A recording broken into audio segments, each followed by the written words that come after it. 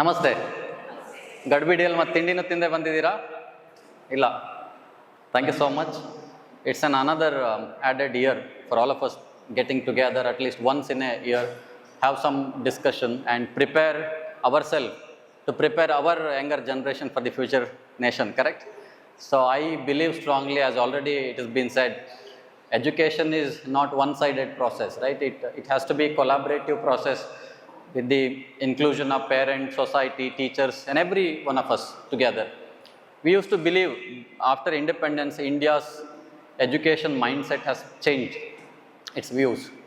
That we started admitting a kid into an institution, and present days it is too horrible, seeing infrastructural facilities, buildings, right? And fee structure. That is our priority today. My child is safe and good, we believe so. But unfortunately, we were wrong. The mistakes that we have created across the years after independence, we all are suffering today in the society today in terms of corruptions, in terms of, I cannot list out every single day, all of you are victims of these problems, correct? And from where these guys are coming? Whoever, either he is a government employee or non-government employee, I think most of them are educated, right? People, before independence, India's literacy was 18%. ಎಷ್ಟಿತ್ತು ಹೇಳ್ರಿ? 18% educated ಇದ್ರು ಭಾರತದಲ್ಲಿ ಇಂಡಿಪೆಂಡೆನ್ಸ್ಗಿಂತ ಮೊದಲು. Due to the lot of programmes, encouragement activities in India to increase the literacy, today we are almost crossing the 90% across India, and certain states like Kerala and all we already reached 100% on documents. And I believe actually education suppose to promote good human beings ಅಲ್ವಾ? ಶಿಕ್ಷಣ ಏನು ಮಾಡಬೇಕು? ಒಳ್ಳೆ ವ್ಯಕ್ತಿಗಳನ್ನು ಹುಟ್ಟಾಕಬೇಕು, ಒಳ್ಳೆ ಮನಸ್ಸುಗಳನ್ನ ಹುಟ್ಟಾಕಬೇಕು, ಒಳ್ಳೆ ಗುಣಧರ್ಮಗಳನ್ನು ಕಲಿಸ್ಬೇಕು, ಸಮಾಜಕ್ಕೆ ಅವರು ಕೊಡುಗೆ ಆಗಬೇಕು, ಇನ್ನೊಬ್ಬರ ಭಾವನೆಗಳನ್ನು ಅರ್ಥೈಸ್ಕೊಳ್ಳೋದ್ರಲ್ಲಿ ಶಿಕ್ಷಣ ಅವರಿಗೆ ಕೊಡುಗೆ ಕೊಡಬೇಕು, ಕರೆಕ್ಟಾ? Better than before. ನಾವು ಹೇಳ್ಬೋದು ನಮ್ಮ ಎನ್ಸಿಸ್ಟರ್ಸ್ಗಳು ಅನ್ಎಜುಕೇಟೆಡ್ಸ್ಗಳಿದ್ರು, ಅವರು ಕ್ರೂರವಾಗಿ ಬಿಹೇವ್ ಮಾಡ್ತಿದ್ರು, ನಮ್ಮಲ್ಲಿ ಅನಿಷ್ಟ ಪದ್ಧತಿಗಳಿದ್ವು, ಸರಿ ಆಯ್ತು, ಅವ್ರಿಗೆ ಶಿಕ್ಷಣ ಇರಲಿಲ್ಲ, ಅವ್ರು ಅದನ್ನೆಲ್ಲ ಮಾಡ್ತಾ ಇದ್ರು, ಈ ಸತಿ ಸಹಗಮನ ಇರಲಿ, ಬೇರೆ ಬೇರೆ ವಗೇರ ವಗೇರ. ಸರಿ, ಈಗ ನಾವು ಶಿಕ್ಷಣ ಪಡ್ಕೊಂಡಿದ್ದೀವಿ, 90% ಆಲ್ರೆಡಿ ದಾಟಿದ್ದೀವಿ, ವಿ ಆಲ್ ಆರ್ ಎಜುಕೇಟೆಡ್ ಅಲ್ವಾ? ಬಟ್ ಇವತ್ತು ಮೊದಲಿದ್ದಕ್ಕಿಂತ ಕ್ರೌರ್ಯತೆ ಇದೆಯೋ ಇಲ್ವಾ? ಪ್ರತಿನಿತ್ಯ ನ್ಯೂಸ್ ಪೇಪರ್ಸ್ಗಳಲ್ಲಿ, ಟಿ ವಿ ಚಾನಲ್ಸ್ಗಳಲ್ಲಿ ನೀವು ನೋಡ್ತಿದ್ರಿ. ಇವತ್ತಿನ ಕ್ರೌರ್ಯವನ್ನು ಮಾಡ್ತಾ ಇರೋರು ಯಾರು? ಶಿಕ್ಷಿತರ, ಅಶಿಕ್ಷಿತರ, ಕರೆಕ್ಟಾ? ಅಂದಮೇಲೆ ದೇರ್ ಇಸ್ ಸಮಥಿಂಗ್ ರಾಂಗ್ ಅಲ್ಲ? ಶಿಕ್ಷಣ ವ್ಯವಸ್ಥೆಯಲ್ಲಿ ತಪ್ಪಿದ್ಯಾ, ಸಮಾಜದಲ್ಲಿ ತಪ್ಪಿದ್ಯಾ? ಎಲ್ಲೋ ಒಂದು ಕಡೆ ಪ್ರಾಬ್ಲಮ್ ಇದೆ. ಎಜುಕೇಷನ್ ಅಂದ್ರೆ ಏನು? ಮಾರ್ಕ್ಸ್ ಕಾರ್ಡಲ್ಲಿ ಒಂದಿಷ್ಟು ರ್ಯಾಂಕ್ಸ್ ತೋರಿಸ್ಬಿಟ್ಟು ಒಂದು ಇದು ಡಿಗ್ರಿ ಕೊಡಿಸಿ ಒಂದು ಜಾಬ್ ಕೊಡಿಸುವಂಥದ್ದು ಶಿಕ್ಷಣ. ಇವತ್ತು ಯೂನಿವರ್ಸಿಟೀಸ್ಗಳಲ್ಲಿ ಹೇಗೆ ಬಿಸ್ನೆಸ್ ಇದೆ ಅಂದರೆ 100% ಪ್ಲೇಸ್ಮೆಂಟ್ ಗ್ಯಾರಂಟಿಡ್ ಅಂತ. ಏನು ಹೇಳ್ರಿ? ಅಡ್ಮಿಷನ್ ಮಾಡುವಾಗ 100% ಪ್ಲೇಸ್ಮೆಂಟ್ ಗ್ಯಾರಂಟಿಡ್ ಅಂತೆ. Attachment with some international university, 1 semester ನಿಮ್ಮ ಮಗಳು ಫಾರಿನಿಗೆ ಹೋಗಿ ಓದ್ತಾರೆ, ಅಬ್ಬಾ this is the best university, 10 lakh ಆದ್ರೂ ಪರವಾಗಿಲ್ಲ, ನನ್ನ ಮಕ್ಳು ಇಲ್ಲೇ ಓದ್ಲಿ ಅಂತ ಹಾಕ್ತೀವಿ. ಇಷ್ಟೆಲ್ಲ ಪಡ್ಕೊಂಡು ಸಮಾಜಕ್ಕೆ ಬಂದಂತಹ ಈ ಶಿಕ್ಷಿತರು, so called, sorry don't take me wrong, I believe that even we all are educated. I may not be interested in including everyone into this, but in general, if I talk, I have all due respect for all the parents sitting here. I know you are very well respected in your profession and in your life. But keeping that aside, in general, if I speak, because I am one victim in this, and you, even I definitely sure even you all going through it. So ಅದನ್ನು ನೋಡಿದಾಗ ಯಾಕೆ ಈ ಶಿಕ್ಷಣ ಅನ್ನೋಂಥದ್ದು percentage of the ಸಮಸ್ಯೆಗಳನ್ನು, problem ಸಮಾಜದಲ್ಲಿ ಏನೇನಿದೆ ಅದನ್ನು ಕಡಿಮೆ ಯಾಕೆ ಮಾಡ್ತಿಲ್ಲ, ಜಾಸ್ತಿ ಯಾಕೆ ಮಾಡ್ತಾ ಇದೆ ಅನ್ನೋದನ್ನು ಯೋಚನೆ ಮಾಡಿದಾಗ I strongly oppose the current system of education in India. 1984 probably our previous education policy was made, and ಇಷ್ಟು ವರ್ಷ ಅದನ್ನೇ ನಾವು ಫಾಲೋ ಮಾಡ್ಕೊಂಡು ಬಂದಿದ್ವಿ. ಈಗ ಇತ್ತೀಚೆಗೆ ಮೋದಿ ಗೌರ್ಮೆಂಟ್ ಬಂದ ಮೇಲೆ ಹೊಸ ನ್ಯೂ ಎಜುಕೇಷನ್ ಪಾಲಿಸಿ ತಂದರು 2019 it is A reformation of the previous one with a lot of research and dedication by doctor Kasturi Rangan from Kerala. 1 ವರ್ಷ 2 ವರ್ಷ ಇಡೀ ಜಗತ್ತಿನಾದ್ಯಂತ ಸಂಶೋಧನೆಗಳನ್ನ ಮಾಡಿ ವೈಜ್ಞಾನಿಕ ತಳಹದಿಯ ಮೇಲೆ ಒಂದು ಹೊಸ ಶಿಕ್ಷಣ ಪದ್ಧತಿಯನ್ನು ಅವ್ರು ತಗೊಬಂದರು, what is required for contemporary society ಅಂತ ಹೇಳಿ. ಬಟ್ ನಮ್ಮಲ್ಲಿ ಅದನ್ನು ನಾವು ಎಷ್ಟು ಮಟ್ಟಿಗೆ ಒಪ್ಕೊಂಡಿದ್ದೀವಿ ಅನ್ನೋದು second point. But I feel somewhere our educational aspects, objectives, goals, ಗುರಿಗಳೇನಿದೆ ಅದು I think that should change. But some institutions like Sharada, very few institutions in India are not working as this modern education systems. ನಿಮಗೆಲ್ಲ ಗೊತ್ತಿರುತ್ತೆ Sharada education system institution is founded based on ಪಂಚಮುಖಿ ಶಿಕ್ಷಣ ವ್ಯವಸ್ಥೆ, right ನಾ 5-folded education system ಅಂತ ಕರಿತೀವಿ. We believe education is not just about teaching subjects in class room. ಅನ್ನಮಯ, ಆನಂದಮಯ, ಜ್ಞಾನಮಯ, ವಿಜ್ಞಾನಮಯ, ಮನೋಮಯ ಕೋಶ ಅನ್ನುವಂತಹ 5 ಪಂಚಮುಖಿ ವ್ಯವಸ್ಥೆಯ ಆಧಾರದ ಮೇಲೆ ನಾವು ಶಿಕ್ಷಣ ಕೊಡುವಂಥ ಪ್ರಯತ್ನಗಳು. V believe education is not just about enhancing academic knowledge. ಅವರ ದೈಹಿಕ ಬೆಳವಣಿಗೆ, ಮಾನಸಿಕ ಬೆಳವಣಿಗೆ, ಸಾಮಾಜಿಕ ಬೆಳವಣಿಗೆ, ವೈಜ್ಞಾನಿಕ ಪರಿಕಲ್ಪನೆಗಳನ್ನು ಜೊತೆ ಗೂಡಿಸ್ಕೊಂಡು ಅವರಿಗೆ ಶಿಕ್ಷಣವನ್ನು ಕೊಡುವಂಥದ್ದನ್ನು ನಾವು ನಂಬ್ತೀವಿ. It is actually very important. If I tell you to be frank, after independence ಈ ರಿಕ್ರೂಟ್ಮೆಂಟ್ ಪ್ರಾಸೆಸ್ಗಳು ಹೇಗೆ ನಡೀತಾ ಇತ್ತು ಇಂಡಿಯಾದಲ್ಲಿ ಅಂತಂದರೆ IQ ಬೇಸ್ಡ್. IQ ಅಂದರೆ ಗೊತ್ತಾ ಎಲ್ರಿಗೂ, ಇಂಟೆಲಿಜೆಂಟ್ ಕೋಶನ್ ಅಂತ ಕರಿತೀವಿ. ಒಬ್ಬ ವ್ಯಕ್ತಿಯ ಬುದ್ಧಿಮತ್ತೆ, ಬೌದ್ಧಿಕ ಸಾಮರ್ಥ್ಯ, ಅಂದರೆ ಥಿಂಕಿಂಗ್ ಎಬಿಲಿಟಿ, ಅದು ಯಾರಿಗೆ ಚೆನ್ನಾಗಿದ್ವಿ ಅವನು ಉದ್ಯೋಗವಂತ, ಅವನು ರಿಚ್ ಆದ, ಬಿಸ್ನೆಸ್ ಮ್ಯಾನ್ ಆದ, ಜಾಬ್ ಹಿಡ್ಕೊಂಡ. ಯಾರಿಗೆ IQ ಇಲ್ವೋ ಅವನು ಫೇಲಿಯರ್ ಆದ ಅಂತ ನಂಬ್ಕೊಂಡಿದ್ರು. ಅದರ ಆಧಾರದ ಮೇಲೆ ಈ ರಿಕ್ರೂಟ್ಮೆಂಟ್ ಪ್ರಾಸೆಸ್ಗಳು ನಡೀತಾ ಇತ್ತು. ಸ್ವಲ್ಪ ಡೆವಲಪ್ಮೆಂಟ್ಸ್ಗಳು ಆಗ್ತಾ ಬಂದ ಹಾಗೆ people started believe only IQ will not help. If he is genius, that is not mean that he is A good person. For example, ಒಬ್ಬ ವ್ಯಕ್ತಿಯನ್ನು ನಾನು IQ ಆಧಾರದ ಮೇಲೆ ನನ್ನ ಸಂಸ್ಥೆಗೆ ಸೇರ್ಕೊಂಡಿರ್ತೀನಿ, ಬಟ್ ಅವನಲ್ಲಿ ಭಾವನೆಗಳನ್ನು ಅರ್ಥೈಸ್ಕೊಳ್ಳುವ ಎಬಿಲಿಟಿ ಇಲ್ಲ, ಸಿಟ್ಟನ್ನು ಕಂಟ್ರೋಲ್ ಮಾಡ್ಕೊಳ್ಳೋ ಎಬಿಲಿಟಿ ಇಲ್ಲ. ಅವ್ನು ಬುದ್ಧಿವಂತ ಇರ್ಬೋದು, ಟಾಪರ್ ಇರ್ಬೋದು, ರ್ಯಾಂಕ್ ಹೋಲ್ಡರ್ ಆಗಿರ್ಬೋದು, ಆದರೆ ಅವನಿಗೆ ಇನ್ನೊಬ್ಬರ ಭಾವನೆಗಳನ್ನೇ ಅರ್ಥ ಮಾಡ್ಕೊಳ್ಳೋ ಸಾಮರ್ಥ್ಯ ಇಲ್ಲ ಅಂದರೆ ಅವ್ನು ನನ್ನ ಸಂಸ್ಥೆಗೆ ಹೇಗೆ ಕಾಂಟ್ರಿಬ್ಯೂಷನ್ ಮಾಡ್ಲಿಕ್ಕೆ ಸಾಧ್ಯ ಅನ್ನುವ ದೃಷ್ಟಿಕೋನದಲ್ಲಿ this aspects have been changed into IQ plus EQ ಬಂತು. EQ ಅಂದ್ರೆ ಏನು? ಎಮೋಷನಲ್ ಕೋಶಂಟ್ ಅಂತ ಕರಿತೀವಿ. ಅಂದರೆ ಹೇಗೆ ಈ ಯೋಚನಾ ಶಕ್ತಿ ಬೇಕೋ ಅದರ ಜೊತೆಗೆ ಭಾವನೆಗಳನ್ನು ಕೂಡ ಮ್ಯಾನೇಜ್ ಮಾಡುವಂಥ ಸಾಮರ್ಥ್ಯ ಒಬ್ಬ ವ್ಯಕ್ತಿಗಿರಬೇಕು. He should have a lot of talent and skills, at the same time able enough to understand each others feelings, his own feelings, manage his emotions ಅನ್ನೋದನ್ನು ಅರ್ಥ ಮಾಡ್ಕೊಂಡ್ಬಿಟ್ಟು ಈ ಕಂಪನಿಯವರು IQ ಪ್ಲಸ್ EQ ಅನ್ನು ಕೂಡ ಅಸೆಸ್ ಮಾಡಲಿಕ್ಕೆ ಸ್ಟಾರ್ಟ್ ಮಾಡಿದ್ರು. ಅದಾಗಿ ಇತ್ತೀಚಿನ ದಿನಗಳಲ್ಲಿ ದೇ ರಿಯಲೈಸ್ಡ್ ಓನ್ಲಿ ಬುದ್ಧಿಮತ್ತೆ ಎಮೋಷನಲ್ ಕೋಶಂಟ್ ಇದ್ರೂ ಸಾಕಾಗಲ್ಲ, ಅವರಲ್ಲಿ SQ ಕೂಡ ಇರಬೇಕು. SQ ಅಂದ್ರೆ ಏನು? ಸೋಷಿಯಲ್ ಕೋಶಂಟ್ ಅಂತ ಕರಿತೀವಿ. ಸಾಮಾಜಿಕ ಶಕ್ತಿ, ಸಾಮಾಜಿಕವಾಗಿ ಅವರು ಬದುಕುವಂತಹ, ಇನ್ನೊಂದು ವ್ಯವಸ್ಥೆಗೆ ಅಡಾಪ್ಟ್ ಮಾಡಿಕೊಳ್ಳುವಂತಹ, ಹೊಸ ವಿಚಾರಗಳನ್ನು ಒಪ್ಪಿಕೊಳ್ಳುವಂತಹ. ಫಾರ್ ಎಕ್ಸಾಂಪಲ್, ನಮ್ಮಲ್ಲಿ ರೆಸಿಡೆನ್ಷಿಯಲ್ ಇನ್ಸ್ಟಿಟ್ಯೂಷನ್ಸ್ ಇದೆ, ರೆಸಿಡೆನ್ಷಿಯಲ್ ಸ್ಕೂಲ್. ಎಷ್ಟೋ ವಿದ್ಯಾರ್ಥಿಗಳು ಇಲ್ಲಿ ಬರ್ತಾರೆ. Even starting from 5th standard to PUC ವರೆಗಿನ ಮಕ್ಕಳಲ್ಲಿ ಈ ವಾತಾವರಣಕ್ಕೆ ಹೊಂದಿಕೊಳ್ಳೋದಕ್ಕೆ ಅವರು ಪಡುವಂಥ ಶ್ರಮವನ್ನು ನೋಡಿದಾಗ ನನಗನ್ಸುತ್ತೆ ಎಲ್ಲೊಂದು ಕಡೆ they are not properly socialised in their childhood. Socialisation ಅಂತ ಕರಿತೀವಿ ಮಕ್ಕಳಿಗೆ, ಅದು ಸರಿಯಾಗಿ ಆಗಬೇಕು. ನಾವೆಲ್ಲ ಚಿಕ್ಕವ್ರು ಇರ್ಬೇಕಾದ್ರೆ ಅಪ್ಪ ಅಮ್ಮ ನಮ್ಮನ್ನು ಹೊರಗಿಂದ ಒಳಗೆ ಕರ್ಕೊಂಡು ಹೋಗೋಕೆ ಕಷ್ಟಪಡ್ತಿದ್ರು. ನಾವು ಆಟ ಆಡ್ಲಿಕ್ಕೆ ಹೊರಗಡೆ ಹೋದ್ರೆ ಮನೆಗೆ ಹೋಗ್ತಿರ್ಲಿಲ್ಲ ವಾಪಸ್. ಇವತ್ತಿನ ಪೇರೆಂಟ್ ಹಂಗಲ್ಲ, ಒಳಗಿಂದ ಹೊರಗೆ ಕರ್ಕೊಂಡು ಹೋಗೋಕೆ ಪ್ರಯತ್ನ ಪಡುವಂಥ ಸಿಚುವೇಶನ್ಸ್ ಬಂದಿದೆ. ಹಾಗಾಗಿ ಮಕ್ಕಳಲ್ಲಿ ಸಾಮಾಜಿಕ ಜ್ಞಾನ ಬೆಳೀತಾ ಇಲ್ಲ. ಯಾರಿಗೆ ಈ ಸೋಷಲೈಸೇಷನ್ ಆಗಿಲ್ವೋ, ಯಾರಲ್ಲಿ ಈ SQ ಇಲ್ವೋ, ಅವರು ಕೂಡ ಒಂದು ಸಂಸ್ಥೆಯಲ್ಲಿ ಸಮರ್ಥ ನಾಯಕರಾಗಿ, ಸಮರ್ಥ ಎಂಪ್ಲಾಯೀಸ್ಗಳಾಗಿ ಸಕ್ಸಸ್ ಆಗ್ಲಿಕ್ಕೆ ಸಾಧ್ಯ ಇಲ್ಲ. ಅದನ್ನು ಕಂಡುಕೊಂಡು ಕಂಪನಿಗಳು ಇವತ್ತು they are expecting IQ, EQ ಮತ್ತೆ SQ. ಇದು ಸಾಕಾಗದೆ ಇತ್ತೀಚಿನ ದಿನಗಳಲ್ಲಿ ಮತ್ತೆ ಮುಂದೆ ಬರಬಹುದಾದಂಥ ಇನ್ನೊಂದು ಏನು ಅಂತಂದ್ರೆ SQ ಸ್ಕ್ವೇರ್. ಒಂದು SQ ಸೋಷಿಯಲ್ ಕೋಶಂಟ್, ಇನ್ನೊಂದು SQ ಸ್ಪಿರಿಚುವಲ್ ಕೋಶಂಟ್ ಅಂತ ಕರಿತೀವಿ. ಸ್ಪಿರಿಚುವಲ್ ಕೋಶಂಟ್ ಅಂತಂದ್ರೆ ಪೂಜೆ ಪುನಸ್ಕಾರ, ಧಾರ್ಮಿಕ ನಂಬಿಕೆಗಳಲ್ಲ. This is something beyond everything. ಸೈಕಾಲಜಿಯಲ್ಲಿ ಅಬ್ರಹಾಂ ಮಾಸ್ಲೋಸ್ ಒಬ್ಬ great scientist, a psychologist, he has developed Maslow's hierarchy ಅನ್ನೋ ಒಂದು ಕಾನ್ಸೆಪ್ಟ್ ಅನ್ನು ಕಟ್ಕೊಟ್ಟಿದ್ದಾರೆ. ಹ್ಯೂಮನ್ ನೀಡ್ಸ್ಗಳು ಹೇಗೆ ಬದಲಾಗ್ತವೆ ಅಂತ ಹೇಳಿ. ಅದರಲ್ಲಿ the toppest need of the human being that everybody should reach is called as aesthetic need ಅಂತ ಬರುತ್ತೆ. ಅದು that is nothing other than ಈ ಸ್ಪಿರಿಚುವಲ್ ಕೋಶಂಟ್ ಅಂತ ನಾನು ಏನು ಹೇಳಿದೆ. ಇದೇನು ಮಾಡುತ್ತೆ, ಒಬ್ಬ ವ್ಯಕ್ತಿಯನ್ನ ಅವನ ಧರ್ಮ, ಧಾರ್ಮಿಕತೆ, ಜಾತಿ, ಪ್ರದೇಶ, ಕುಟುಂಬ, ಸ್ಥಳ, ಭೂಮಿ ಎಲ್ಲವನ್ನ ಹೊರತುಪಡಿಸಿ I am an universal personality, ಎಲ್ಲರೂ ನನ್ನ ಫ್ಯಾಮಿಲಿ ಬಂಧುಗಳು, ಇಡೀ ಜಗತ್ತು ನನ್ನ ಕುಟುಂಬ. ನಮ್ಮ ಭಾರತದ ಹಿಂದೂ ಧರ್ಮದಲ್ಲಿ ಏನು ನಂಬಿಕೆ ಇದೆ, ವಸುದೈವ ಕುಟುಂಬಕಂ ಅಂತ ಹೇಳಿ we believe. So this spiritual quotient ಅನ್ನೋದು ಒಬ್ಬ ವ್ಯಕ್ತಿಯಲ್ಲಿ ಎಂಥ ಜ್ಞಾನವನ್ನು ತರುತ್ತೆ ಅಂತಂದ್ರೆ, I can give you an example of ನಮ್ಮ ಸ್ವಾಮಿ ವಿವೇಕಾನಂದರು ಇರಲಿ, ಡಾಕ್ಟರ್ APJ ಅಬ್ದುಲ್ ಕಲಾಂ ಇರಲಿ, ಇವರೆಲ್ಲ ಈ ಎಲ್ಲ ಲಿಮಿಟೇಷನ್ಸ್ಗಳನ್ನು ಮೀರಿ ಜಗತ್ತಿಗೆ ಆದರ್ಶವಾದಂಥ ವ್ಯಕ್ತಿಗಳು. ಸೊ ಆ ಲೆವೆಲಿನ ಜ್ಞಾನ ನಮ್ಮ ಇವತ್ತಿನ ಜನಾಂಗದಲ್ಲಿ ಇರಬೇಕು ಅನ್ನೋದನ್ನು ಎಕ್ಸ್ಪೆಕ್ಟ್ ಮಾಡುತ್ತೆ. ಹಾಗಾಗಿ ನಾವೆಲ್ಲ should understand whether our education system is made enough to produce these type of human beings along with IQ, EQ, SQ square. ಇದು ಆ ಶಿಕ್ಷಣ ವ್ಯವಸ್ಥೆ ಮಕ್ಕಳಿಗೆ ಕಟ್ಕೊಡ್ತಿಲ್ಲ ಅಂತಂದ್ರೆ ಅಲ್ಲೇನೋ ಒಂದು ಕೊರತೆ ಇದೆ, ಆ ವ್ಯಕ್ತಿಗಳ ಸಮಾಜಕ್ಕೆ ನಾಳೆ ಸರಿಯಾದ ವ್ಯಕ್ತಿಗಳಾಗಿ ಹೋಗ್ತಾ ಇಲ್ಲ ಅಂತ ಹೇಳಿ ಅರ್ಥ. ಹಾಗಾಗಿ ಇವತ್ತು ನಾವು ನೋಡ್ತೀವಿ ಬಹಳಷ್ಟು ಜನ ಒಳ್ಳೊಳ್ಳೆ ರ್ಯಾಂಕ್ ಹೊಡೆದಿರ್ತಾರೆ, ಆದ್ರೆ ಒಂದು ಉದ್ಯೋಗದ ವ್ಯವಸ್ಥೆಯಲ್ಲಿ ಅವರಿಗೆ ಆ ಬರುವ ಸವಾಲುಗಳನ್ನ ಫೇಸ್ ಮಾಡುವಂತ ಸಾಮರ್ಥ್ಯ ಇರಲ್ಲ. They cannot succeed in their professional environment, they cannot succeed in their personal family environment. ಯಾಕೆ ಇವತ್ತು ಡಿವೋರ್ಸ್ ಕೇಸಸ್ಗಳು ಜಾಸ್ತಿ ಆಗ್ತಿದೆ, ಯಾಕೆ ಇವತ್ತು ವೈಲೆನ್ಸ್ ಜಾಸ್ತಿ ಆಗ್ತಿದೆ, ಯಾಕೆ ಇವತ್ತು ಕ್ರೈಮ್ ಜಾಸ್ತಿ ಆಗ್ತಾ ಇದೆ ಅಂತಂದ್ರೆ they are rank holders, they are educators, but they educated, but they doesn't have this SQ, EQ, emotional quotient ಇಲ್ಲ ಅವರಲ್ಲಿ, ಸಾಮಾಜಿಕ ಬದ್ಧತೆ ಜ್ಞಾನಗಳು ಬೆಳೆದಿಲ್ಲ ಅವರಲ್ಲಿ. ಹಾಗಾಗಿ ಅವರು ಇನ್ನೊಂದು ವ್ಯವಸ್ಥೆಯಲ್ಲಿ ಇನ್ನೊಬ್ಬರ ಜೊತೆ ಮ್ಯಾಚ್ ಮಾಡುವಾಗ ಅಲ್ಲೇನೋ ಒಂದು ಮಿಸ್ ಮ್ಯಾಚ್ ಆಗ್ತಾ ಇದೆ.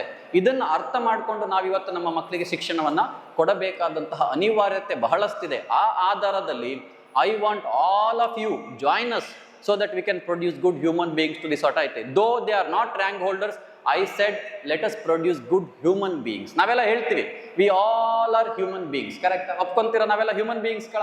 ಯಾರಾದ್ರೂ ಪ್ರಾಣಿಗಳಿದ್ದಾರೆ ಇಲ್ಲಿ? ಇಲ್ಲ. ಆದ್ರೆ are we being humans? This question all of us should question our self. ಏನ್ ಹೇಳ್ರಿ, ನಾವೆಲ್ಲ ಮನುಷ್ಯರಾಗಿ ಹುಟ್ಟಿದ ಕಾರಣಕ್ಕೆ ನಾವೆಲ್ಲ ಹ್ಯೂಮನ್ ಬೀಯಿಂಗ್ಸ್ಗಳಾಗಿದ್ದೀವಿ, but are we being humans? ಮನುಷ್ಯರಾಗಿ ಹುಟ್ಟಿದ್ರೆ ಸಾಕಾಗಲ್ಲ, ಮನುಷ್ಯತ್ವದ ಗುಣಗಳು ನಮ್ಮಲ್ಲಿ ಇರಬೇಕು, ಮಾನವೀಯ ಮೌಲ್ಯಗಳನ್ನು ನಾವು ಅಳವಡಿಸ್ಕೊಂಡಿದ್ದಾಗ ಮಾತ್ರ ನಮ್ಮಲ್ಲಿ ಆ ಬೀಯಿಂಗ್ ಹ್ಯೂಮನ್ ಆಗಿರ್ಲಿಕ್ಕೆ ಸಾಧ್ಯ ಆಗತ್ತೆ. ಇದನ್ನು ಮನಸ್ಸಿನಲ್ಲಿ ಇಟ್ಕೊಂಡಾಗ I believe I need all of your cooperation to do this and give this environment for your children. I am very happy and proud for those two parents on time here present. I am very proud to see some fathers are not here. That's okay, I can understand their job and life family commitments, but in spite of that, one single day for your kids, one day that you should not tear up for your children. ನಿಮ್ಮ ಮಕ್ಕಳಿಗೋಸ್ಕರ ಕಣ್ಣೀರು ಹಾಕಂತ ಪರಿಸ್ಥಿತಿ ಬರಬಾರ್ದು ಅಂತಂದ್ರೆ ಇವತ್ತಿನ ಈ 1 ಗಂಟೆ ಕೂಡ ಬಹಳ ಮೌಲ್ಯಯುತವಾದದ್ದು. ನಿಮ್ಮ ಉಪಸ್ಥಿತಿ ಇಲ್ಲಿ ಇರಲೇಬೇಕು. I can see lot of doctors here, some of them are very well to known to us, all of us, but they still, I can understand their commitments to their hospital and profession, but still they are present here. I congratulate, I appreciate all of them, whoever, though with in spite of busy schedules, that you are present today. That shows your commitment towards your children. It's not about that you admitted your child to Sharda institution, they do everything well, and you come here to just check the marks card. If you want not only good marks card we will give you, but if you want a good child in the society, you need to come here on time.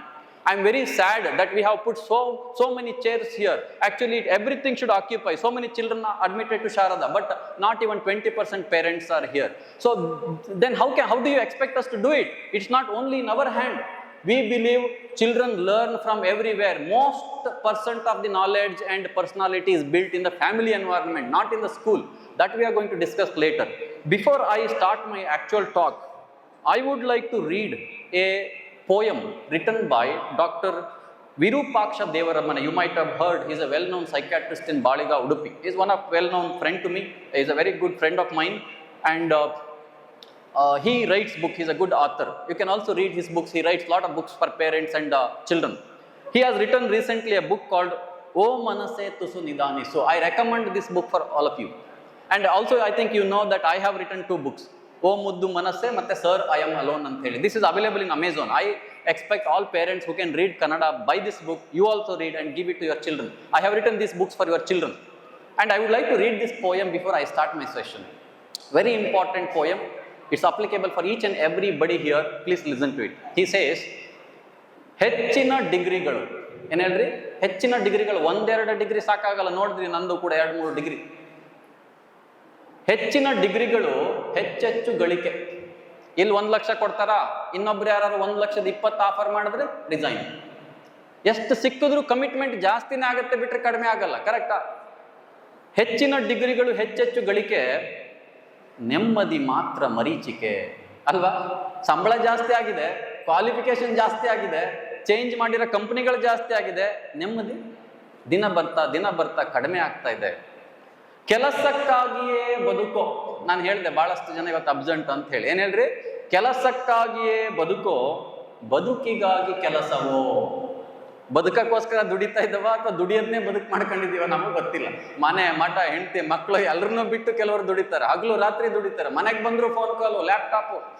ಮಕ್ಳಿಗೆ time ಕೊಡೋಕೆ ಇವತ್ತು ನಮ್ಮ ಹತ್ರ time ಇಲ್ಲ. ಹೆಂಡತಿ ಮಕ್ಕಳನ್ನ ವಾರಕ್ಕೊಂದಿನ ಹೊರಗಡೆ ಕರ್ಕೊಂಡು ಹೋಗಕ್ಕೆ ಟೈಮ್ ಇಲ್ಲ. ಶಾಲೆಯಲ್ಲಿ ಒಂದು ಇಂಪಾರ್ಟೆಂಟ್ ಪ್ರೋಗ್ರಾಮ್ ಇದೆ, ಯಾರೋ ಬಂದು 4 ಒಳ್ಳೆ ಮಾತಾಡ್ತಾರೆ ಮಕ್ಕಳ ಬಗ್ಗೆ ಅಂತ ಹೇಳಿದ್ರೆ ಅದನ್ನ ಅಟೆಂಡ್ ಮಾಡ್ಲಿಕ್ಕೆ ನಮಗೆ ಟೈಮ್ ಇಲ್ಲ.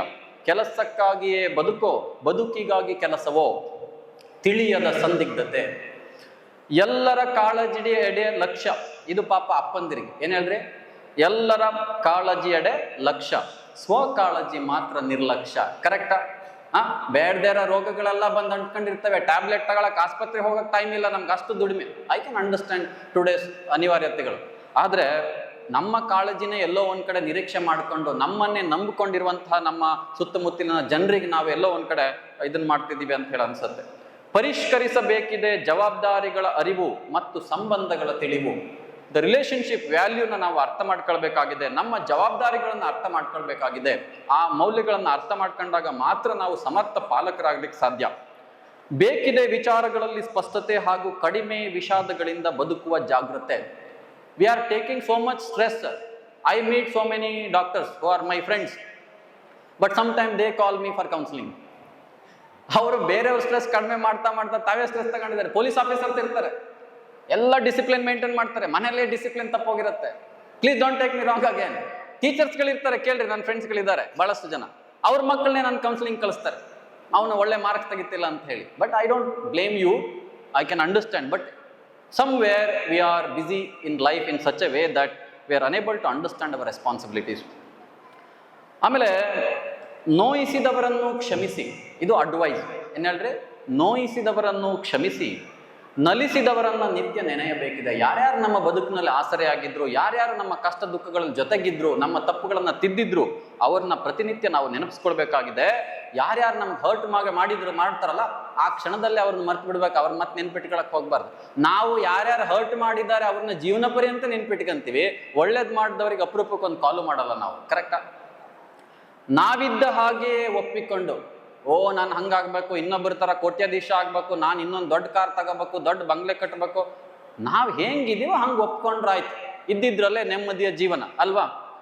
ನಮ್ಮನ್ನೇ ನಾವು ಪ್ರೀತಿಸಬೇಕಾಗಿದೆ. This is the very important aspect. First and foremost, all of us should start fall in love with our self. ನಮ್ಮನ್ನೇ ನಾವು ಪ್ರೀತಿ ಮಾಡ್ಕೋಬೇಕಾಗಿದೆ, ನಮ್ಮನ್ನು ನಾವು ಗೌರವಿಸಬೇಕಾಗಿದೆ. ಇಂತಹ ಒಂದು ಮನಸ್ಥಿತಿ ನಮ್ಮಲ್ಲಿದ್ದರೆ definitely I am sure all of us are going to be very great and good parents for all our children. ನಾನು ಮೊನ್ನೆ ಬ್ಯಾಂಕಾಕಲ್ಲಿದ್ದೆ, ಒಂದು ಇಂಟರ್ನ್ಯಾಷನಲ್ ಟೂರ್ನಮೆಂಟ್ ಇತ್ತು, ಅದಕ್ಕೆ ನಮ್ಮ ವಿದ್ಯಾರ್ಥಿಗಳನ್ನು ಕರ್ಕೊಂಡು ಹೋಗಿದ್ದೆ. ಹೋಗಿ ನಾನು ಏರ್ಪೋರ್ಟಲ್ಲಿದ್ದಾಗ, ಡಿಪಾರ್ಚರ್ ಏರಿಯಾದಲ್ಲಿದ್ದಾಗ, ಒಂದು maybe he's a Chinese father or Thailand father was going in a 50 metre distance. 1.5 month baby was following the father running. ಒಂದು ಚಿಕ್ಕ ಮಗು ಅಪ್ಪನನ್ನ ಹಿಂದೆ ಫಾಲೋ ಮಾಡ್ಕೊಂಡು ಓಡ್ತಾ ಇತ್ತು. ಓಡುವಾಗ ಆ ಮಗು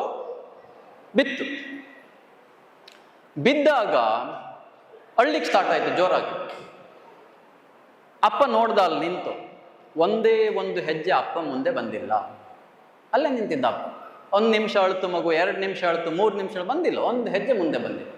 ನೋಡಿ ಮಗು ತಾನಾಗಿ ಎದ್ದು ನಿಂತು ನಡಿಲಿಕ್ಕೆ ಸ್ಟಾರ್ಟ್ ಮಾಡ್ತು. ಆಗ ಬಂದ ಅಪ್ಪ ಎತ್ಕೊಂಡಿಲ್ಲ, ಕೈ ಹಿಡ್ಕೊಂಡು ಕರ್ಕೊಂಡು ಹೋದ್ರು.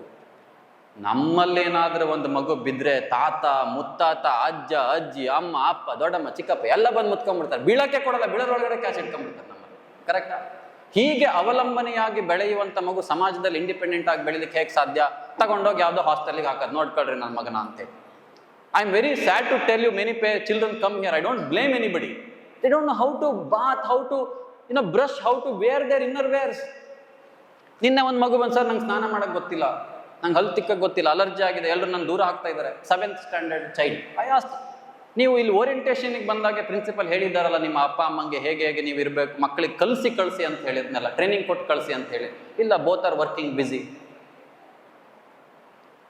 ನಾವು ಐ ಫೀಲ್ ಅಂಡರ್ಸ್ಟ್ಯಾಂಡಿಂಗ್. ಮಗು ಶೂಸ್ ಇಲ್ಲ ಅನ್ನತ್ತೆ, ಒಂದು ಹಾಸ್ಟೆಲಿಗೆ ನಾವು ಬಿಡ್ತಾ ಇದ್ದೀವಿ, ಆ ಮಗುಗೆ ಬೇಸಿಕ್ ಒಂದು ಟ್ರ್ಯಾಕ್ ಪ್ಯಾಂಟ್, ಒಂದು ಟೀ ಶರ್ಟ್ ಬೇಕಾಗುತ್ತೆ, ಸ್ಪೋರ್ಟ್ಸಿಗೆ ಹೋಗುತ್ತೆ. ಇಲ್ಲ ಪಾಪ ಮಗು ಜೀನ್ಸ್ ಪ್ಯಾಂಟ್ ಹಾಕೊಂಬರುತ್ತೆ, ಕೇಳಿದೆ ಯಾಕೆ ಟ್ರ್ಯಾಕ್ ಪ್ಯಾಂಟ್? ಇಲ್ಲ ನಂಗೆ ಕೊಟ್ಟು ಕಳಿಸಿ ನಮ್ಮ ಮನೆಯಲ್ಲಿ.